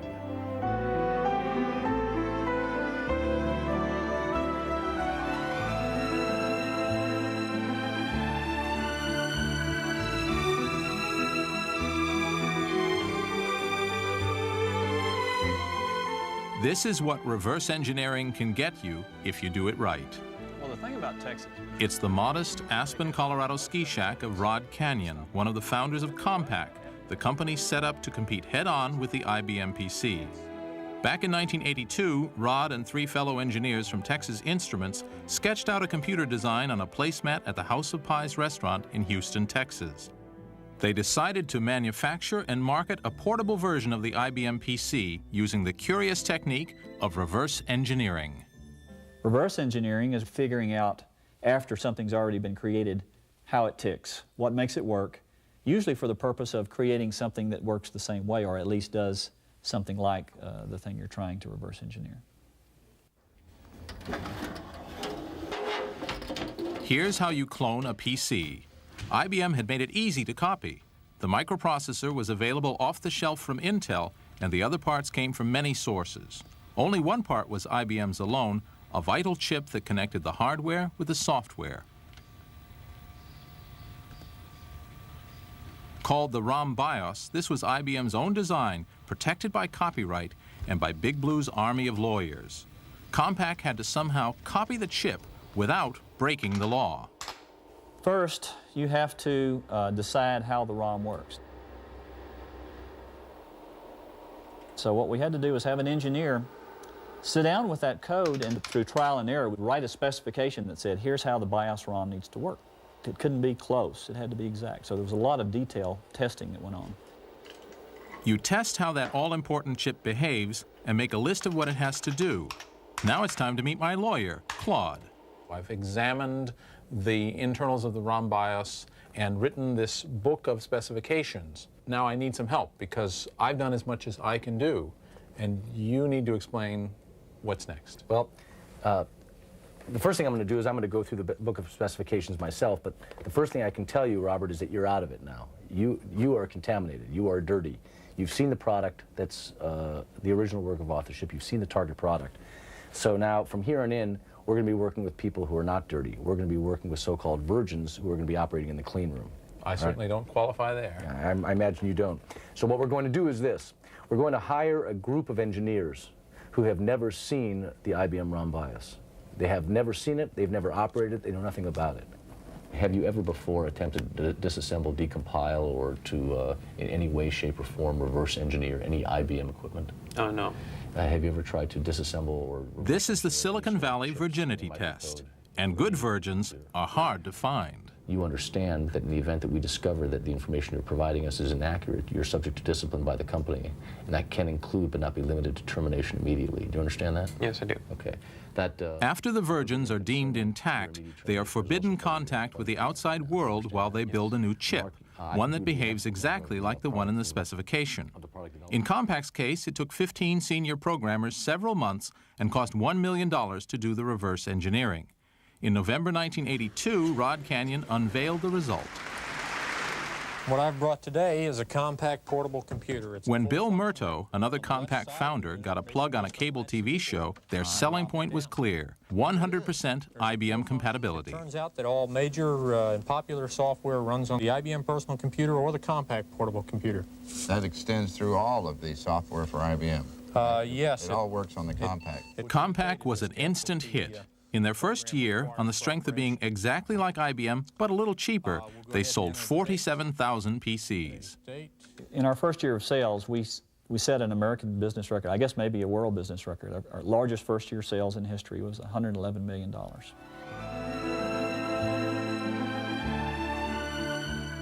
So Rod Canyon ends up in Aspen, famous for having the most expensive real estate in America. And I try not to look envious while Rod tells me which executive jet he plans to buy next. And finally he picked the Lear 31. Oh, really? Now that was a fun airplane. Oh, yeah. Poor Big Blue. Suddenly, everybody was cashing in on IBM's success. The most obvious winner at first was Intel, maker of the PC's microprocessor chip. Intel was selling chips like hotcakes to clone makers and making them smaller, quicker, and cheaper. This was unheard of. What kind of an industry had Big Blue gotten themselves into? Things get less expensive every year. People aren't used to that in general. I mean, you buy a new car, you buy one now, 4 years later, go buy one, it costs more than the one you bought before. Here, this magical piece of an industry. You go buy one later, it costs less. And it does more. What a wonderful thing. But it causes some funny things to occur when you think about an industry where prices are coming down, where you have to sell it and use it right now, because if you wait later, it's worth less. Where Compaq led, others soon followed. IBM was now facing dozens of rivals. Soon-to-be familiar names began to appear, like Amstrad, AST, and Dell. It was getting spectacularly easy to build a clone. You could get everything off the shelf, including a guaranteed virgin ROM BIOS chip. Each new clone maker, free of IBM's big overhead, took another bite out of Big Blue's business. Well, they really hit with a vengeance in '85. The prices were going down on the competitive products at about 30% every 6 months. Terror would be a good, a good phrase. Terror? Oh, of course. I mean, we were able to sell a lot of products, but it was getting difficult to make money. And where did every clone maker buy his operating system? Microsoft, of course. By the mid-'80s, it was boom time for Bill. The teenage entrepreneur had predicted a PC on every desk and in every home running Microsoft software. It was actually coming true. As Microsoft mushroomed, there was no way that Bill Gates could personally dominate thousands of employees. But that didn't stop him. He still had a need to be both industry titan and top programmer. So he had to come up with a whole new corporate culture for Microsoft. He had to find a way to satisfy both his adolescent need to dominate and his adult need to inspire. From the beginning, Microsoft recruited straight out of college. They chose people who had no experience of life in other companies. In time, they'd be called microserfs. And so a lot of young, I say people, but mostly it was young men who just were out of school, saw him as this incredible role model or leader, almost a guru, I guess. And they could sit and spend hours with him, and he valued their contributions, and there was just a wonderful camaraderie that seemed to exist between all these young men and Bill. And the strength that he has and his will and his desire to be the best and to be the winner. And he is just like a cult leader, really. As the frenzied '80s came to a close, IBM reached a watershed. They had created an open PC architecture that anyone could copy. This was intentional, but IBM always thought their inside track would keep them ahead. Wrong. IBM's glacial pace and high overhead put them at a disadvantage to the leaner clone makers. Everything was turning into a nightmare as IBM lost its dominant market share. So in a big gamble, they staked their PC future to a new system, a new line of computers with proprietary closed hardware and their very own operating system. It was war. Start planning for Operating System 2 today. IBM planned to steal the market from Gates with a brand new operating system called, drumroll please, OS/2. IBM would design OS/2, yet they asked Microsoft to write the code. Why would Microsoft help create what was intended to be the instrument of their own destruction? Because Microsoft knew IBM was the source of their success, and they would tolerate almost anything to stay close to Big Blue. It was just part of, as we used to call it at the time, riding the bear. You just had to try to stay on the bear's back, and the bear would twist and turn and try to buck you and throw you, but darn, we were going to ride the bear because the bear was the biggest, the most important. You just had to be with the bear. Otherwise, you would be under the bear in the computer industry, and IBM was the bear, and we were going to ride the back of the bear. But it's easy for people to forget how pervasive IBM's influence over this industry was. When you talk to people who've come into the industry recently, there's no way you can get that into their head. That was the environment. The relationship between IBM and Microsoft was always a culture clash. IBMers were buttoned-up organization men. Microsofties were obsessive hackers. With the development of OS/2, the strains really began to show. In IBM, there's a religion in software that says you have to count K-locks, and a K-lock is 1,000 line of code. How big a project is it? Oh, it's a 10 K-lock project. This is a 20 K-locker. And there's a 50 K-locks. And IBM wanted to sort of make it the religion about how we got paid, how much money we made off OS/2, how much they did. How many K-locks did you do? And we kept trying to convince them, hey, if we have a developer who's got a good idea and he can get something done in 4 K-locks instead of 20 K-locks, should we make less money? Because he's made something smaller and faster, less clocks. Oh, K-locks, that's the methodology. Yeah, anyway, it almost makes my my back just crinkle up at the thought of the whole thing. When I took over in '89, there was an enormous amount of resources working on OS/2, both in Microsoft and the IBM company. Bill Gates and I met on that several times. And we pretty quickly came to the conclusion together that that was not going to be a success the way it was being managed. It was also pretty clear that the negotiations and the contracts had given most of that control to Microsoft's. It was no longer just a question of styles. There was now a clear conflict of business interest.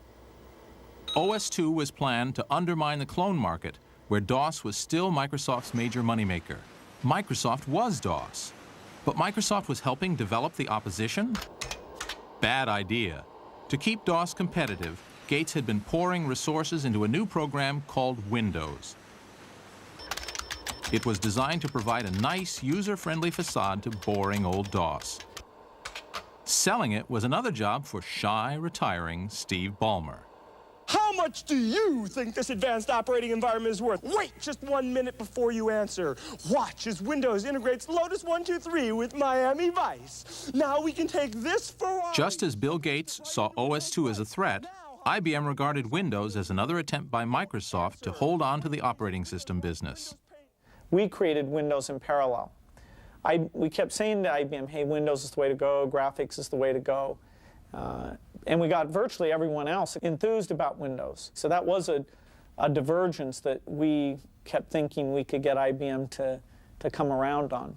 It was clear that IBM had a different vision of its relationship with Microsoft than Microsoft had of its vision with IBM. Is that Microsoft's fault? You know, maybe some, but IBM's not blameless there either. So I don't view any of that as anything but just poor business on IBM's part. Bill Gates is a very disciplined guy. He puts aside everything he wants to read and twice a year goes away for secluded reading weeks. The decisive moment in the Microsoft-IBM relationship came during just such a retreat. In front of a log fire, Bill concluded that it was no longer in Microsoft's long-term interest to blindly follow IBM. If Bill had to choose between OS/2, IBM's new operating system, and Windows, he'd choose Windows. We said, ooh, IBM's probably not going to like this. This is going to threaten OS/2. Now, we told them about it. Right away, we told them about it. But we still did it. They didn't like it. We told them about it. We told them about it. We offered to license it to them. We always thought the best thing to do is to try and combine IBM promoting the software with us doing the engineering. And so it was only when they broke off communication and decided to go their own way that we thought, okay, we're on our own. And that was definitely very, very scary. And we were in a major negotiation in early 1990, right before the Windows launch. We wanted to have IBM on stage with us to launch Windows 3.0, but they wouldn't do the kind of deal that would allow us to profit. It would allow them essentially to take over Windows from us, and we walked away from the deal. Switch to CD-ROM. Jack Sams, who started IBM's relationship with Microsoft with that first call to Bill Gates in 1980, could only look on as the partnership disintegrated. Then they, at that point, I think they agreed to disagree on the future progress of OS/2 and Windows. And internally, we were told, thou shalt not ship any more products on Windows. And about that time, I got the opportunity to take early retirement, so I did.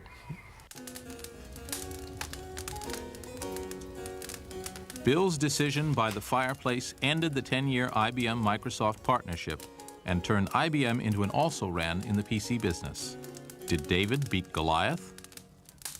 The Boca Raton, Florida birthplace of the IBM PC is deserted, a casualty of diminishing market share.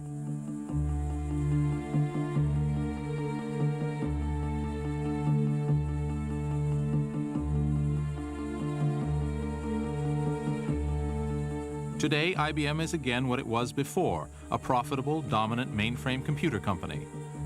For a while, IBM dominated the PC market. They legitimized the PC business, created the standards most of us now use, and introduced the PC to the corporate world. But in the end, they lost out. Maybe it was to a faster, more flexible business culture. Or maybe they just threw it away. That's the view of a guy who's been competing with IBM for 20 years, Silicon Valley's most outspoken software billionaire, Larry Ellison. I think IBM made the single worst mistake in the history of enterprise on Earth. Which was? Which was the manufacturer, being the first manufacturer and distributor of the Microsoft Intel PC, which they mistakenly called the IBM PC. I mean, they were the first manufacturer and distributor of that technology. I mean, it's just simply astounding that they could basically give a third of their market value to Intel and a third of their market value to Microsoft by accident. I mean, no one, those two companies today are worth close to, approaching $100 billion. I mean, not many of us get a chance to make a $100 billion mistake. As fast as IBM abandons its buildings, Microsoft builds new ones. In 1980, IBM was 3,000 times the size of Microsoft. Though still a smaller company, today Wall Street says Microsoft is worth more. Both have faced antitrust investigations about their monopoly positions. For years, IBM defined successful American corporate culture as a machine of ordered bureaucracy. Here in the corridors of Microsoft, it's a different style. It's personal. This company, in its drive, its hunger to succeed, is a reflection of one man, its founder, Bill Gates. Bill wanted to win. Incredible desire to win and to beat other people. At Microsoft, the whole idea was that we would put people under, and unfortunately, that's happened a lot. Bill Gates is special. You wouldn't have had a Microsoft with, take a random other person like Gary Kildall. On the other hand, Bill Gates was also lucky. But Bill Gates knows that, unlike a lot of other people in the industry, and he's paranoid. Every morning he gets up and he doesn't feel secure, he feels nervous about this. They're trying hard, they're not relaxing, and that's why they're so successful. And I remember I was talking to Bill once, and I asked him what he feared, and he said that he feared growing old because, once you're beyond 30, this was his belief at the time, once you're beyond 30, you don't have as many good ideas anymore. It's like you're not as smart anymore. If you just slow down a little bit, who knows who it'll be? Probably some company that may not even exist yet, but someone else can come in and take the lead. I said, well, you're going to age. It's going to happen. It's kind of inevitable. Well, what are you going to do about it? And he said, I'm just going to hire the smartest people, and I'm just going to surround myself with all these smart people, And I thought that was kind of interesting. It was like he was like, oh, I can't be immortal, but like maybe this is the second best, and I can buy that, If you miss what's happening, then the same kind of thing that happened to IBM or many other companies could happen to Microsoft very easily. So no one's got a guaranteed position in the high technology business. And the more you think about, how could we move faster? What could we do better? Are there good ideas out there that we should be going beyond? It's important. And I wouldn't trade places with anyone, but the reason I like my job so much is we have to constantly stay on top of those things.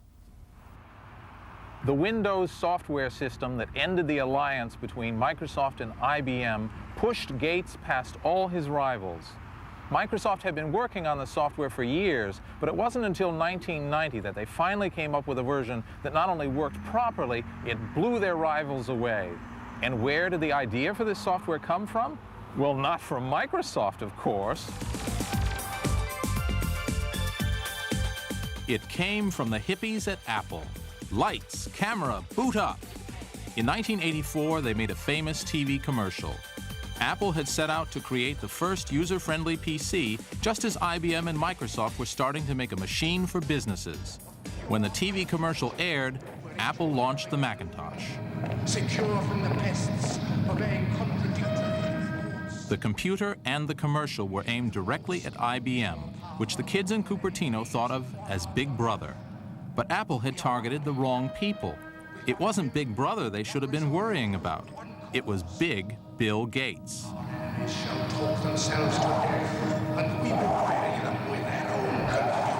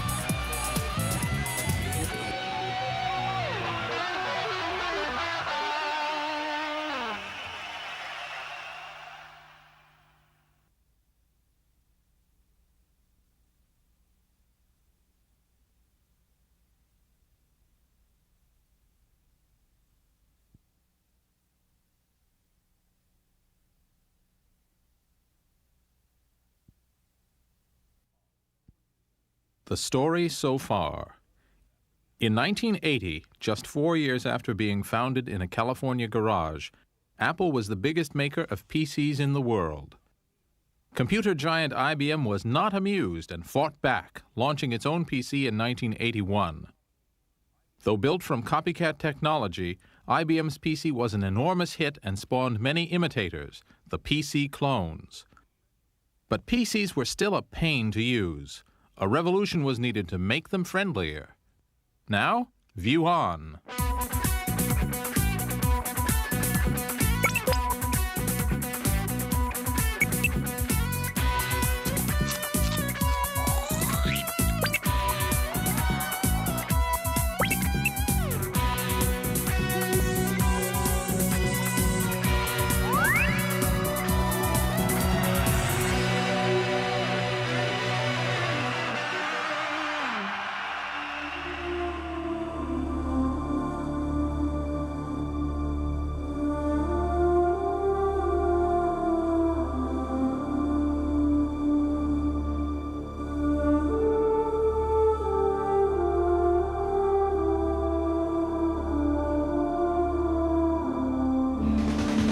Ladies and gentlemen, welcome to the launch of Windows 95. Yes, well, welcome, Microsofties. Nice to have you all here. But now let's welcome the chairman of Microsoft. Listen to this. This is a man so successful, his chauffeur is Ross Perot, ladies and gentlemen. Please welcome Bill Gates.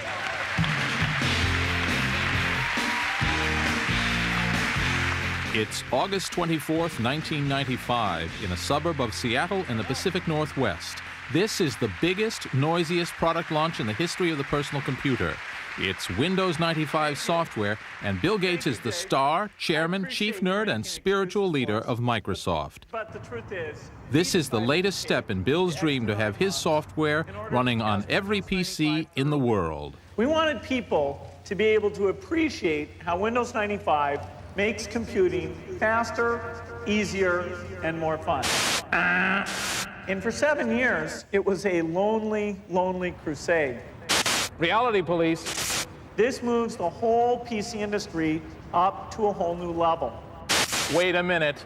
All this publicity is so Bill Gates can claim that Windows 95 is the latest and perhaps most significant improvement in the PC since it was invented. He can say that his new operating system makes PCs nicer to look at and easier to use than ever before. They'll no longer be just for geeks and nerds. They'll be so easy to use that even my mother will want one. But you know what? Most of the ideas in Windows 95 were invented 20 years ago. The 20-year journey to this software celebration hasn't been easy. It has involved huge gambles, passionate commitment, dramatic setbacks, and required the occasional crushing of rivals and allies. It's the triumph of Bill Gates' commercial vision. Success in the marketplace doesn't have to come from innovation or from being the best if you have a ruthless ability to exploit your opportunities.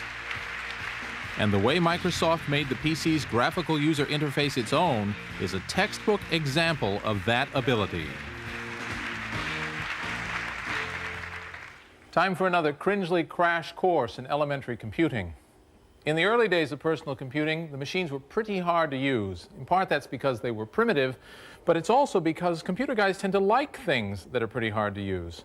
This is an IBM PC circa about 1983, and on it, I've written a letter to my bank manager asking him to back one of my get-rich-quick schemes. I need to file the letter now, and let me show you how I do it. There will be a test on this. Okay, the commands are copy C:\\/ quick-rich.doc space A:\\/ begging and return.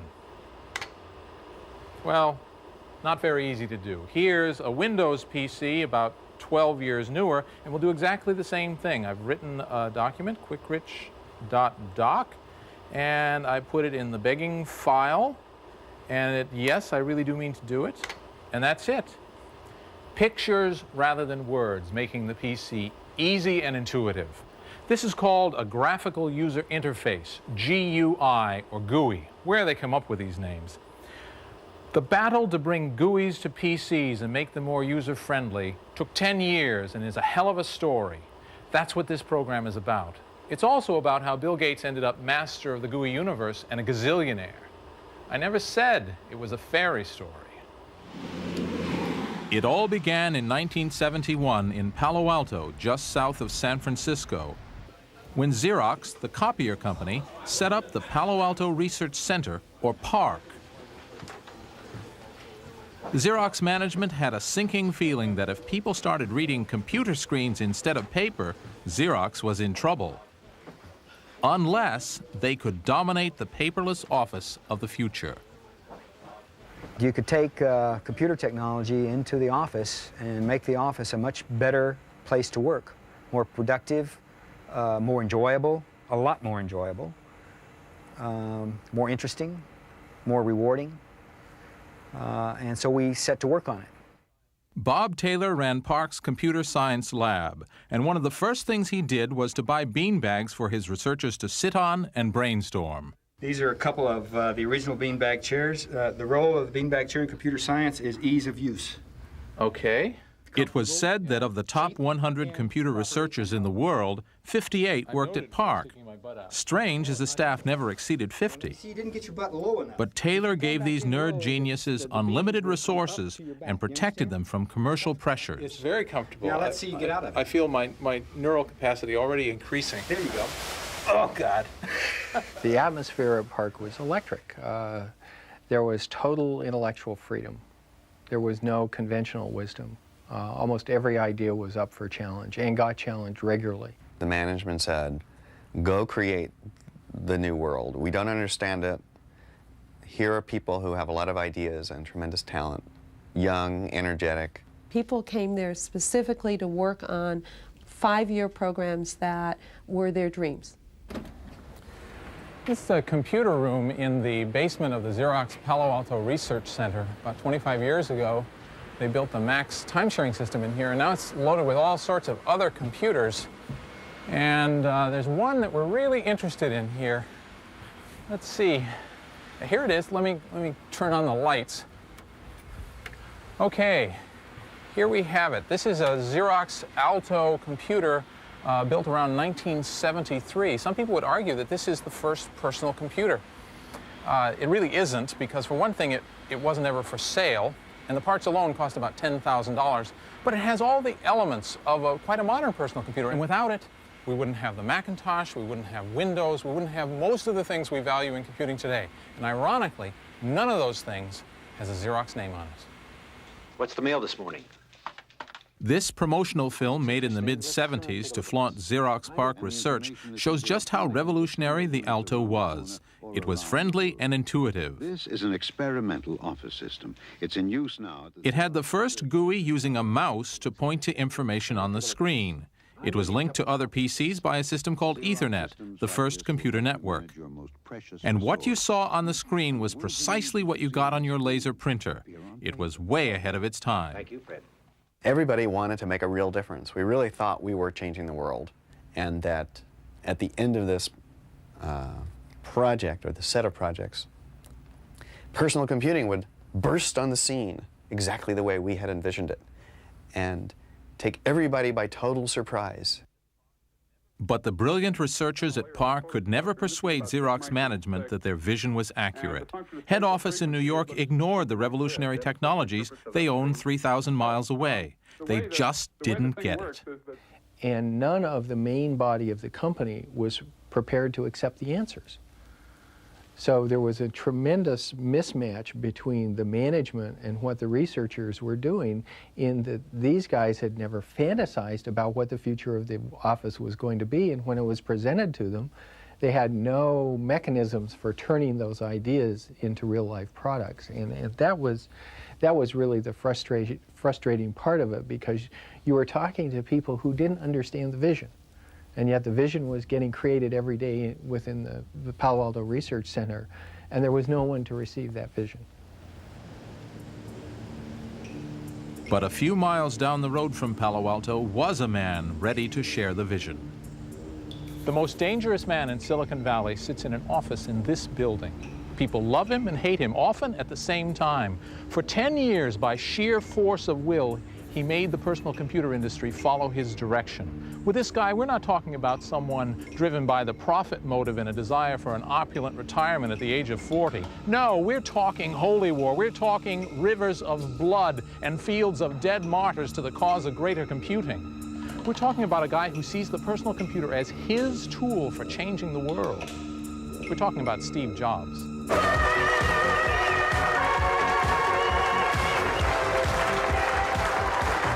Hi, I'm Steve Jobs. When I wasn't sure what the word charisma meant, I met Steve Jobs, and then I knew.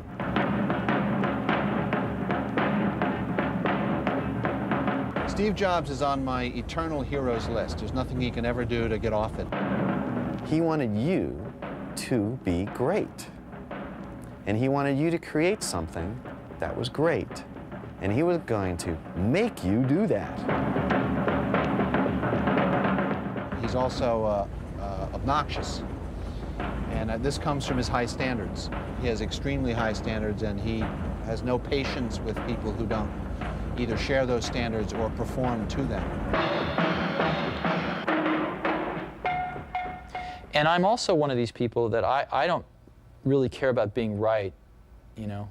I just care about success.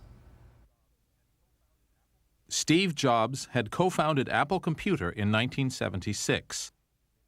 The first popular personal computer, the Apple II, was a hit and made Steve Jobs one of the biggest names in a brand new industry. At the height of Apple's early success, in December 1979, Jobs, then all of 24, had a privileged invitation to visit Xerox PARC. And they showed me really three things. But I was so blinded by the first one that I didn't even really see the other two. One of the things they showed me was object-oriented programming. They showed me that, but I didn't even see that. The other one they showed me was really a networked computer system. They had over 100 Alto computers, all networked, using email, et cetera, et cetera. I didn't even see that. I was so blinded by the first thing they showed me, which was the graphical user interface. I thought it was the best thing I'd ever seen in my life. Now, remember, it was very flawed. What we saw was incomplete. They'd done a bunch of things wrong, but we didn't know that at the time. It's still, though, they had the germ of the idea was there, and they'd done it very well. And within, 10 minutes, it was obvious to me that all computers would work like this someday. It was a turning point. Jobs decided this was the way forward for Apple. He came back and, I almost said asked, but the truth is demanded that his entire programming team get a demo of the Smalltalk system. And the then head of the Science Center asked me to give the demo because Steve specifically asked for me to give the demo. And I said, no way. I had a big argument with the Xerox executives telling them that they were about to give away the kitchen sink. And I said I would only do it if I were ordered to do it, because then, of course, would be their responsibility. And that's what they did. The mouse is a pointing device that moves a cursor around the display screen. Adele and her colleagues showed the Apple programmers an Alto machine running a graphical user interface. A selected window displays above other windows, much like placing a piece of paper on top of a stack on a desk. The visitors from Apple saw a computer that was designed to be easy to use, a machine that anybody could operate and find friendly, even the French. Choose one. I think mostly what we got in that hour and a half was inspiration. And basically just sort of a bolstering of our convictions that a more graphical way to do things would make this business computer more accessible. After an hour looking at demos, they understood our technology and what it meant more than any Xerox executive understood it after years of showing it to them. Basically, they were copier heads that just had no clue about a computer or what it could do. And so they just grabbed defeat from the greatest victory in the computer industry. Xerox could have owned the entire computer industry today. Could have been, a company 10 times its size. Could have been IBM. Could have been the IBM of the 90s. Could have been the Microsoft of the 90s. For Steve Jobs, the road to Damascus passed through Palo Alto. He persuaded the Apple board to invest in technology copying what he'd seen at Xerox PARC, his instrument of change. They hired 100 engineers and started developing a new PC codenamed Lisa. But there were problems. The Lisa didn't work properly, and its price tag was heading toward $10,000, way too much for the average PC buyer. Jobs' domineering style drove everyone nuts, too, so the board ousted him from his own pet project. You know, I brooded for a few months. But it was not very long after that that it really occurred to me that if we didn't do something here, the Apple II was running out of gas. And we needed to do something with this technology fast, or else Apple might cease to exist as the company that it was. Jobs got his answer from Jeff Raskin, Apple employee number 31. Raskin's idea was a $600 computer, as easy to use as a toaster, codenamed Macintosh, after America's favorite Apple. Jobs liked the price, but not Raskin's design ideas. So Steve took over the Macintosh project, determined to make it a cheaper Lisa. And so I formed a small team to do the Macintosh, and you know, we were on a mission from God, you know, to save Apple. While Jobs pursued his Mac mission, he needed a more orthodox chief executive to run the company, a respectable face who could sell to corporate America. He chose Pepsi-Cola executive John Sculley. Sculley refused. Leave Pepsi for a 4-year-old company that had been set up in a garage? Are you serious? But it was hard saying no to Steve Jobs. And then he looked up at me and just stared at me with this stare that only Steve Jobs has. And he said, do you want to sell sugar water for the rest of your life? Or do you want to come with me and change the world? And I just gulped, because I knew I would wonder for the rest of my life, you know, what I would have missed. Yeah, well, or usually... For the young Mac team, average age 21, this was the start of the toughest but most exhilarating assignment of their lives, relentlessly driven by Jobs' ego. Oh, look at this. And who's this fresh-faced young guy here? That's me 11 years ago. Had more hair, I guess. A little thinner.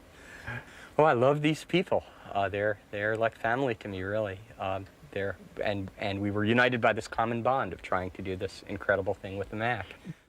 Jobs wanted the Mac to revolutionize the PC market, so he insisted that the team deliver perfection.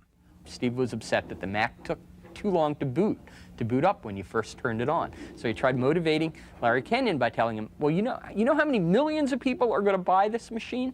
There's going to be millions of people. And let's imagine that you can make it boot 5 seconds faster. Well, that's 5 seconds times a million every day. That's 50 lifetimes. If you can shave 5 seconds off that, you're saving 50 lives. And so, you know, it was a nice way of thinking about it. And we did get it to go faster. And then this is one of the very first Macintosh wire wraps. This is wire wrap board number 4. As the Mac progressed, new features were being continually added. Jobs said the Mac had to be insanely great and pushed his engineers to the limit. He had to, because by early 1983, Apple was in trouble.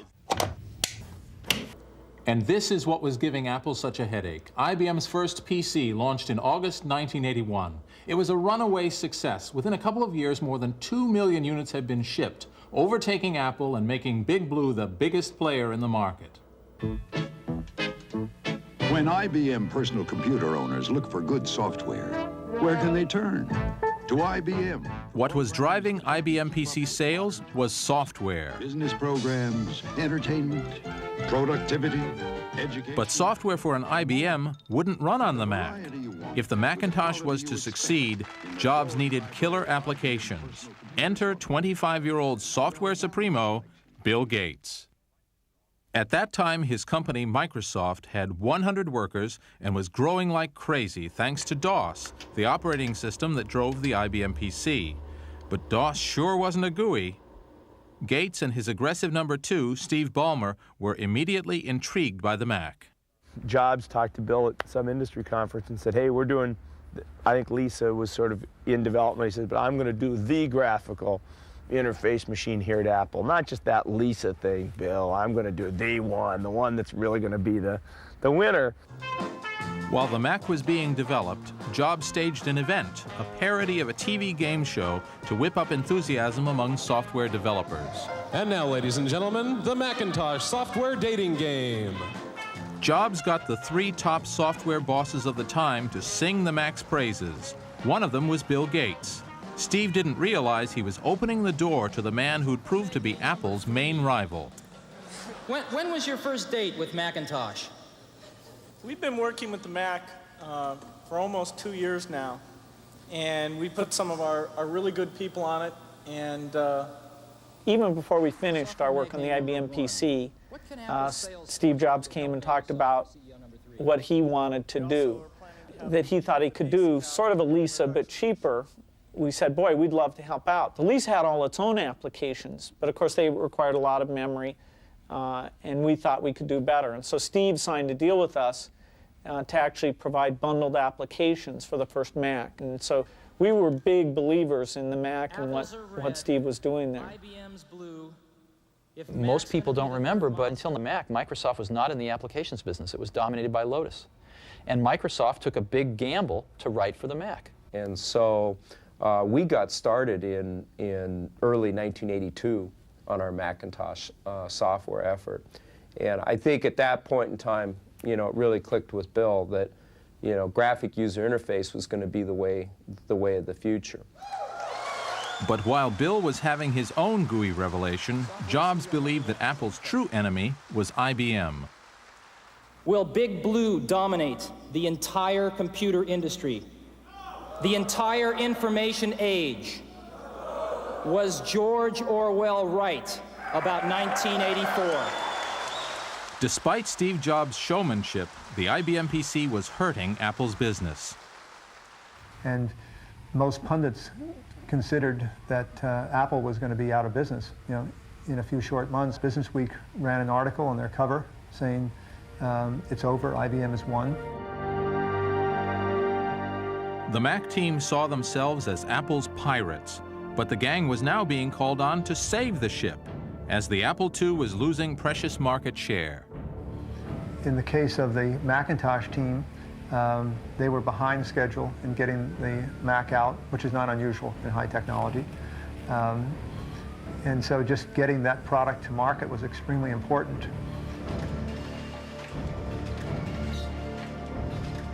After many delays, a date for the launch of the Mac was announced. The pressure of the deadline was mounting, but Steve was still a perfectionist. No design issue was too small, and it was never too late to do it right. Oh, it was a pressure cooker. We were working until we finished. We couldn't go to sleep or anything. I was up for 3 days before in that very last push. And finally, just the stars aligned, and the last release we made at 6 a.m. that morning.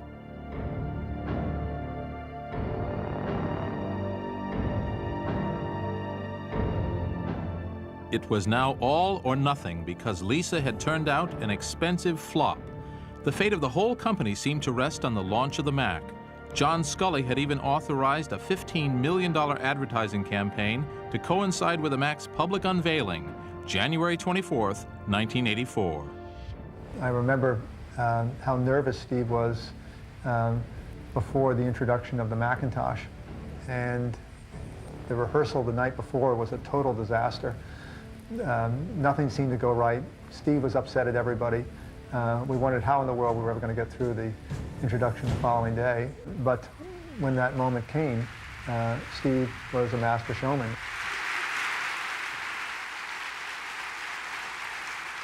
There have only been 2 milestone products in our industry: the Apple II in 1977 and the IBM PC in 1981. Today, 1 year after Lisa, we are introducing the 3rd industry milestone product, Macintosh. Many of us have been working on Macintosh for over 2 years now, and it has turned out insanely great. You've just seen some pictures of Macintosh. Now I'd like to show you Macintosh in person.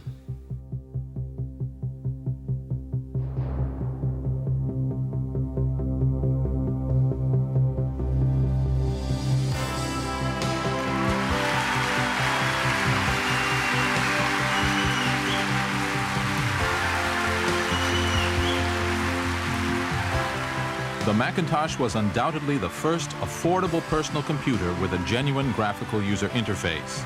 It was also the first computer to be a monument to one man's ego. Forget the brilliant work done at Xerox PARC and the innovations borrowed from the Lisa. On the day, only one man was claiming paternity for the Mac. So it is with considerable pride that I introduce a man who's been like a father to me, Steve Jobs.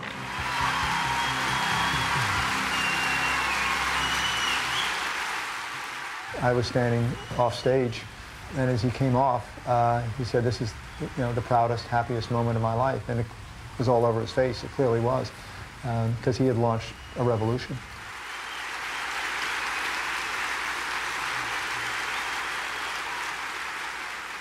Ultimately, it comes down to taste.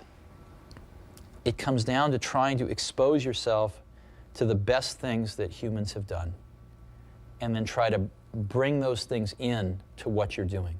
I mean, Picasso had a saying, he said, "Good artists copy, great artists steal." And we have, always been shameless about stealing great ideas. And I think part of what made the Macintosh great was that the people working on it were musicians and poets and artists and zoologists and historians who also happen to be the best computer scientists in the world. With delusions of grandeur running rampant, Apple created a Hollywood-style TV commercial. It symbolized how the friendly Mac would free us from the Orwellian tyranny of clunky IBM PCs. Please. With one will, one resolve, one cause. Despite the hype, by late 1984, the Mac's sales were disastrous. We shall prevail.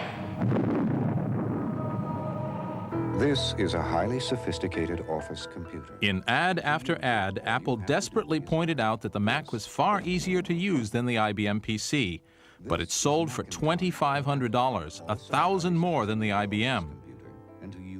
And despite Jobs' best efforts in recruiting software makers like Bill Gates, applications were scarce. It didn't do very much. We had Mac Paint and Mac Write were our only applications.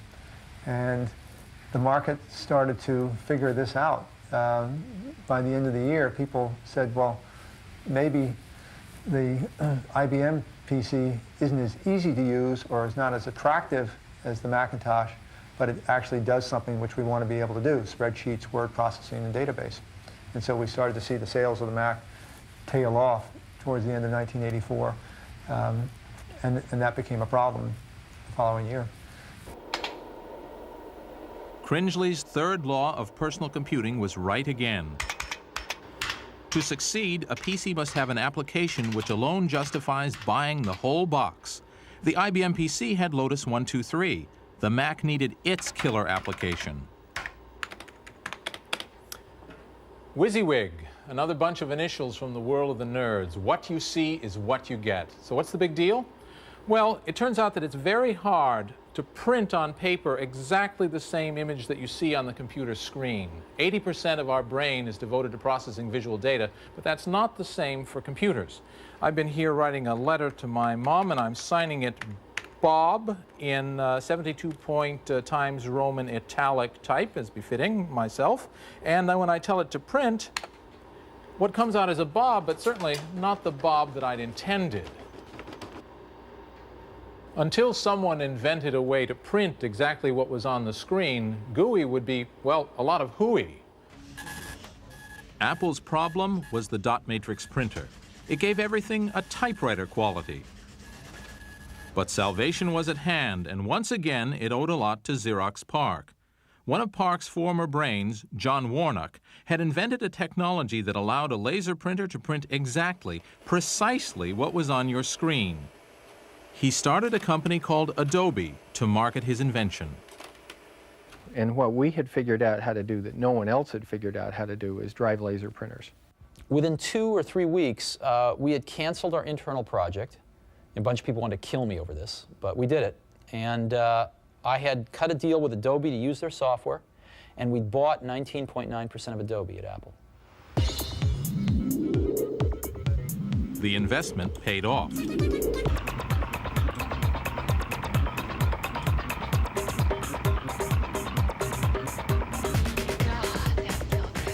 The power of precise laser-printed images and a user-friendly GUI gave birth to a brand new business, desktop publishing. The spreadsheet had made us all accountants. Now, using breakthrough software, we could create fancy artwork, snappy-looking notepaper, even counterfeit money. The Mac had found its killer application and would soon become the PC of choice for any creative business. It changed my life. Just that one instant when I picked up the mouse, my whole life changed to building a career as a computer artist. The success of desktop publishing came too late for Apple's founder.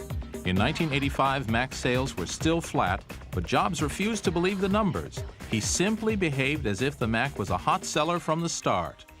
The grandiose plans of what Macintosh were going to be was just so far out of whack with the truth of what the product was doing.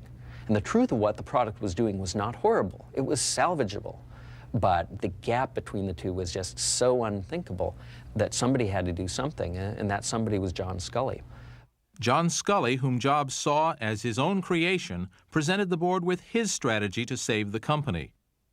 The plan did not include Steve Jobs. The board had to make a choice, and I said, look, it's Steve's company. I was brought in here to help, you know. If you want him to run it, that's fine with me. But, you know, we've got to at least decide what we're going to do, and everyone's got to get behind it. But he took it as a personal attack, started attacking Sculley, in which backed himself into a corner because he was sure that the board would support him and not Sculley. And ultimately, after the board talked with Steve and talked with me, the decision was that we would go forward with my plans, and Steve left.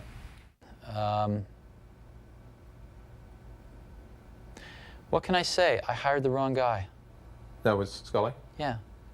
And he destroyed everything I'd spent 10 years working for. Starting with me, but that wasn't the saddest part. I would have gladly left Apple if Apple would have turned out like I'd wanted it to. People in the company had very mixed feelings about it. Everyone had been terrorized by Steve Jobs at some point or another, and so there was a certain relief that the terrorist would be gone. And on the other hand, I think there was incredible respect for Steve Jobs by the very same people. And we were all very worried what would happen to this company without the visionary, without the founder, without the charisma. Apple never recovered from losing Steve. Steve was the heart and soul and driving force. Would be quite a different place today. They lost their soul.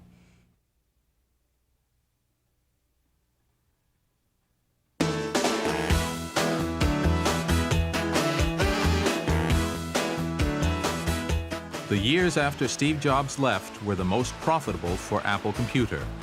Apple people worked hard, they played hard. They made the computer business look like a beach party. And with a median age of 27, the company was very sexy too, maybe too sexy. There was so much sleeping around that they came up with a travel policy back then that men would share rooms with other men on the road and women with other women just to settle it down a bit. They applied the California lifestyle to the computer industry, and the computer industry would never be the same again. Leading the forces of freedom is Macintosh. In this bizarre promo to inspire their sales force, Apple stressed that the Mac's ease of use could liberate the pathetic prisoners of the IBM PC. We'll fight them in the office and the classroom and the desktop with superior weapons. With improvements to the hardware and the boom in desktop publishing, Mac production went into overdrive. By 1987, Apple was selling 1 million a year, IBM numbers. Let's go get them. The Mac minted money. Half its $2,000 price was pure profit.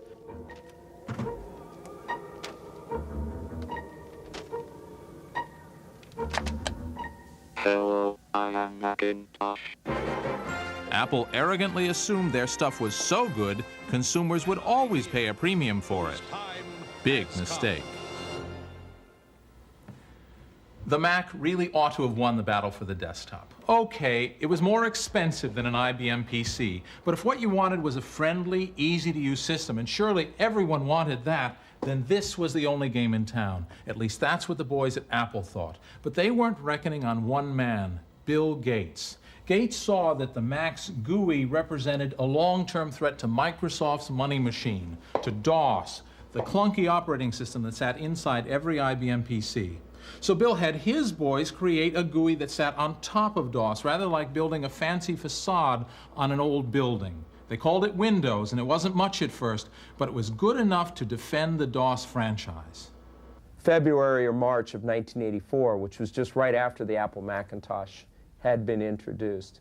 And at that point in time, we were firmly convinced that we needed to bet on graphic user interface, first with the Macintosh and then with Windows.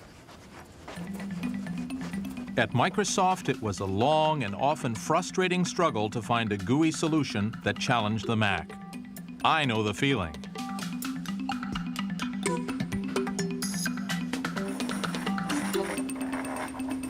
For years, teams of Microsofties slaved in their windowless offices to build Windows, refreshed by an endless supply of free sodas. And I was the development manager for Windows 1.0, and we kept slogging, and yeah, it took us, I don't know, about 7 versions, but it took us a few versions to get things right before 1990, that's right. Windows may at first have been a joke compared to the Mac, but Gates is persistent. Slowly, it got better, and the guys at Apple got worried. As each new feature appeared on the Windows GUI, the more they thought Microsoft was copying the features on the Mac. So finally, they sued Microsoft, accusing them in a long legal battle of stealing the look and feel of Apple's GUI. The look and feel, which is how it looks, the experience of using it, was not patentable, but it was copyrightable. But there was no precedent law. This was going to be a precedent-setting case. But it was a period of 5 years where, Microsoft, our whole strategy would have been ruined because Windows was very important to us. They weren't going to change anything. And they were going to get us to cave in or take us all the way to the Supreme Court on this thing.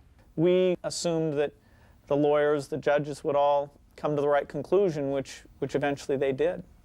And Apple lost. But in that period of about 6 years that this case was going on, it may have lulled us into a bit of complacency, thinking that we were going to be insulated, from the Windows attack.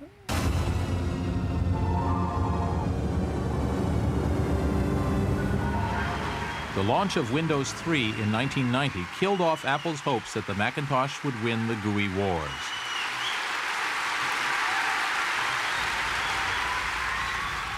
Today we're introducing Microsoft Windows version 3. The 6-year labor to produce a GUI that made IBM PCs and all the clones as easy to use as the Mac finally came up trumps. In a year, Windows 3 sold close to 30 million copies, consigning the Mac to a niche in the market. Ladies and gentlemen, the Windows 3 development team. Bill Gates' strategy won out. At every stage in the PC's development, he joined the leading hardware company, and by carving out a dominant market share for his product, made his software the industry standard. The original PC did our evangelism in the way we created tools for that, pull that together. Take Windows. Did we bet our company on that? Did that come together? Virtually everything we've done when we first come out with it, there's a lot of skepticism. But most of the things, we really stuck with them. And despite all that second guessing, we're able to pull them off. The problem was the industry wasn't measured by who has the best-selling personal computer, or who has the most innovative technology. The industry was measured by who had the most open system that was adopted by the most other companies. And the Microsoft strategy ultimately turned out to be the better business strategy. The only problem with Microsoft is they just have no taste. They have absolutely no taste. And what that means is, I don't mean that in a small way, I mean that in a big way. In the sense that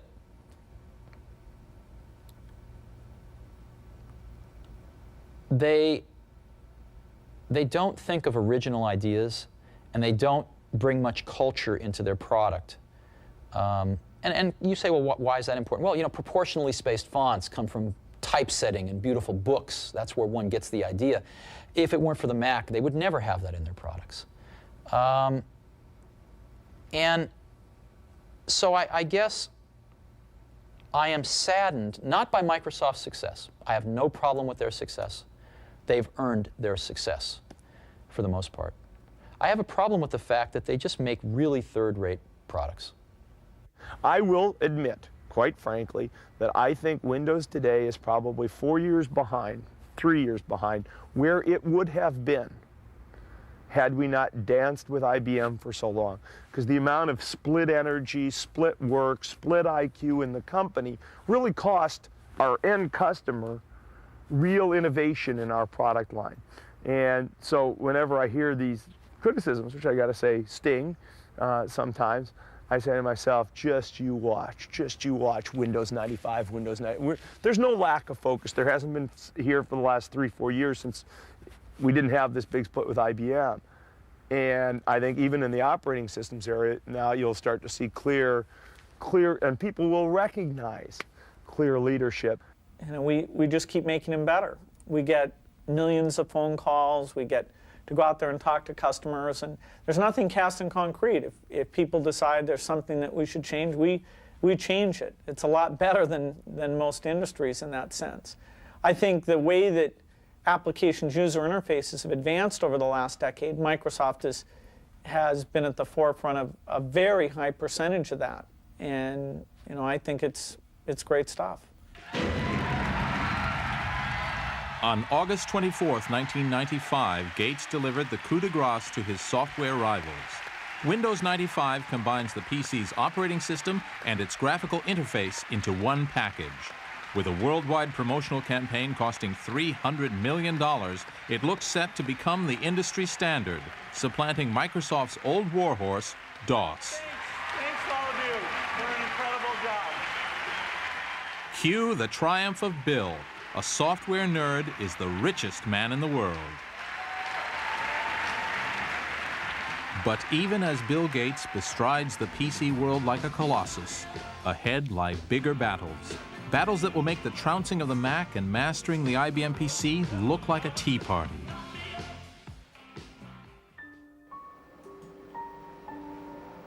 The Gates fortune was built on setting the industry standard for PC operating systems. Fine as long as PCs are standalone boxes on your desk. But now they are being linked into a worldwide network, the much-hyped information superhighway. The PC on the internet is a mailbox, a telephone, and a television. Of course, at the center of this will be the idea of digital convergence. That is, taking all the information, books, art, movies, and being able to provide them on demand on what the PC will evolve into. The internet is the next wave of the information revolution where there is as yet no industry standard, a world where even Bill Gates seems unsure. You know, if you take the way the internet is changing month by month, if somebody can predict what's going to happen 3 months from now, 9 months from now, even today, my hat's off to them. I think we've got a phenomena here that is moving so rapidly that nobody knows exactly where it will go. Bill Gates isn't resting on his laurels. He's making new alliances, like investing in Steven Spielberg's new movie studio, DreamWorks. It would be silly if we were going to get into the interactive business. He's in cable TV with broadcaster NBC and in competition with Rupert Murdoch and Mickey Mouse. Now, as Microsoft... These tycoons are a far cry from the nerds Bill has so far outsmarted. Guys like Gary Kildall, who became businessmen by accident. Even Bill's victory over IBM was really with a corporate outpost a long way from the attention of Big Blue headquarters. No, Bill's new rivals are hotshots, not hippies. And one of them is the guy I'm visiting. He hopes the internet will go somewhere other than to Bill Gates' bottom line. He's betting it will soon consign the PC itself to the trash can and do the same to Microsoft. Bob Cringely to see Larry Ellison.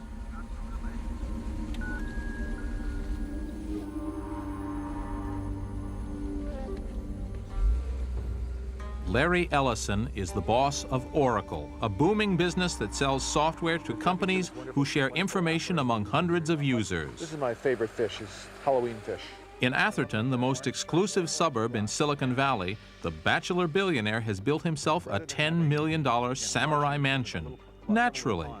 I want to have a large pond, about 5 acres of water, surrounded by several little buildings, like a village. Oh, with his ceremonial carp, Larry contemplates the coming battle with Microsoft. People make a terrible mistake of thinking IBM is the present and Microsoft is the future. I think IBM is the past and Microsoft is the present, and the future has not happened, so we don't know what company, what technology is going to be dominant. These are temple guardians from the Kamakura period, and they, you'd have one on either side of your door, and the job was to scare employees of Microsoft away and keep them from entering the temple. We shouldn't spend all of our time wringing our hands about Microsoft world domination. That there's still room left for innovation. There's going to be change, and Microsoft's future is not assured. That's well, anything good for the internet, we're very supportive of, because the internet does not require a PC. Larry believes the PC will be replaced with a cheap device he calls an information appliance. It will be a glorified television which will access information and computing simply by connecting to giant computers via the internet. Just like turning on a tap, and the PC will go the way of the well and the bucket. I hate the PC with a passion. Me going down to the store and buying Windows 95, got to get in my car, drive down to a store, buy a cardboard box full of bits, encoded on a piece of plastic, a CD-ROM, bring it home, read a manual, and install this thing. You must be kidding. Put the stuff on the net. It's bits. Don't put bits in cardboard. Cardboard in trucks. Trucks to stores. Me go to the store. Pick this stuff out. It's insane. Okay, I love the internet. I want information. It flows across the wire. So the way ahead is wired. Larry, Bill, everybody agrees on that. And we have the nerds of the 70s to thank for making it possible, whether the PC itself survives or not. As we take up their challenge, it's worth finding out how these pioneers made out. Steve Jobs sold all his Apple stock in disgust when he was fired, but has made another fortune from his stake in a movie animation studio. He has no doubts about his contribution to humanity. And if you talk to people that use the Macintosh, they love it. I mean, you don't hear people loving products very often, really. But you could feel it in there. There was something really wonderful there. Apple, the company Jobs took from a garage to the Fortune 500, is in trouble. It is now a fading force in the PC marketplace. Apple's other millionaire founder, Steve Wozniak, spends much of his time teaching computing to 11 and 12-year-olds. IBM created the mass market for the PC, but no longer sets industry standards. And most of the guys who built IBM's first PC have left Big Blue. And Ed Roberts, who built the Altair, the very first PC, he turned his back on computing and returned to his first love, medicine. Funny, isn't it, how things turn out? After all, the first PC revolution caught us all pretty much by surprise.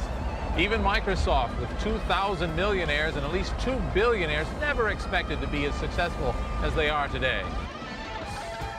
Cringely's universal law says society takes 30 years to adapt new technology into daily life.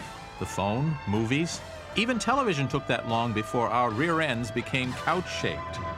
So far, the PC has had 20 years. So what comes next? Well, I'm off to find out. See you in 10 years.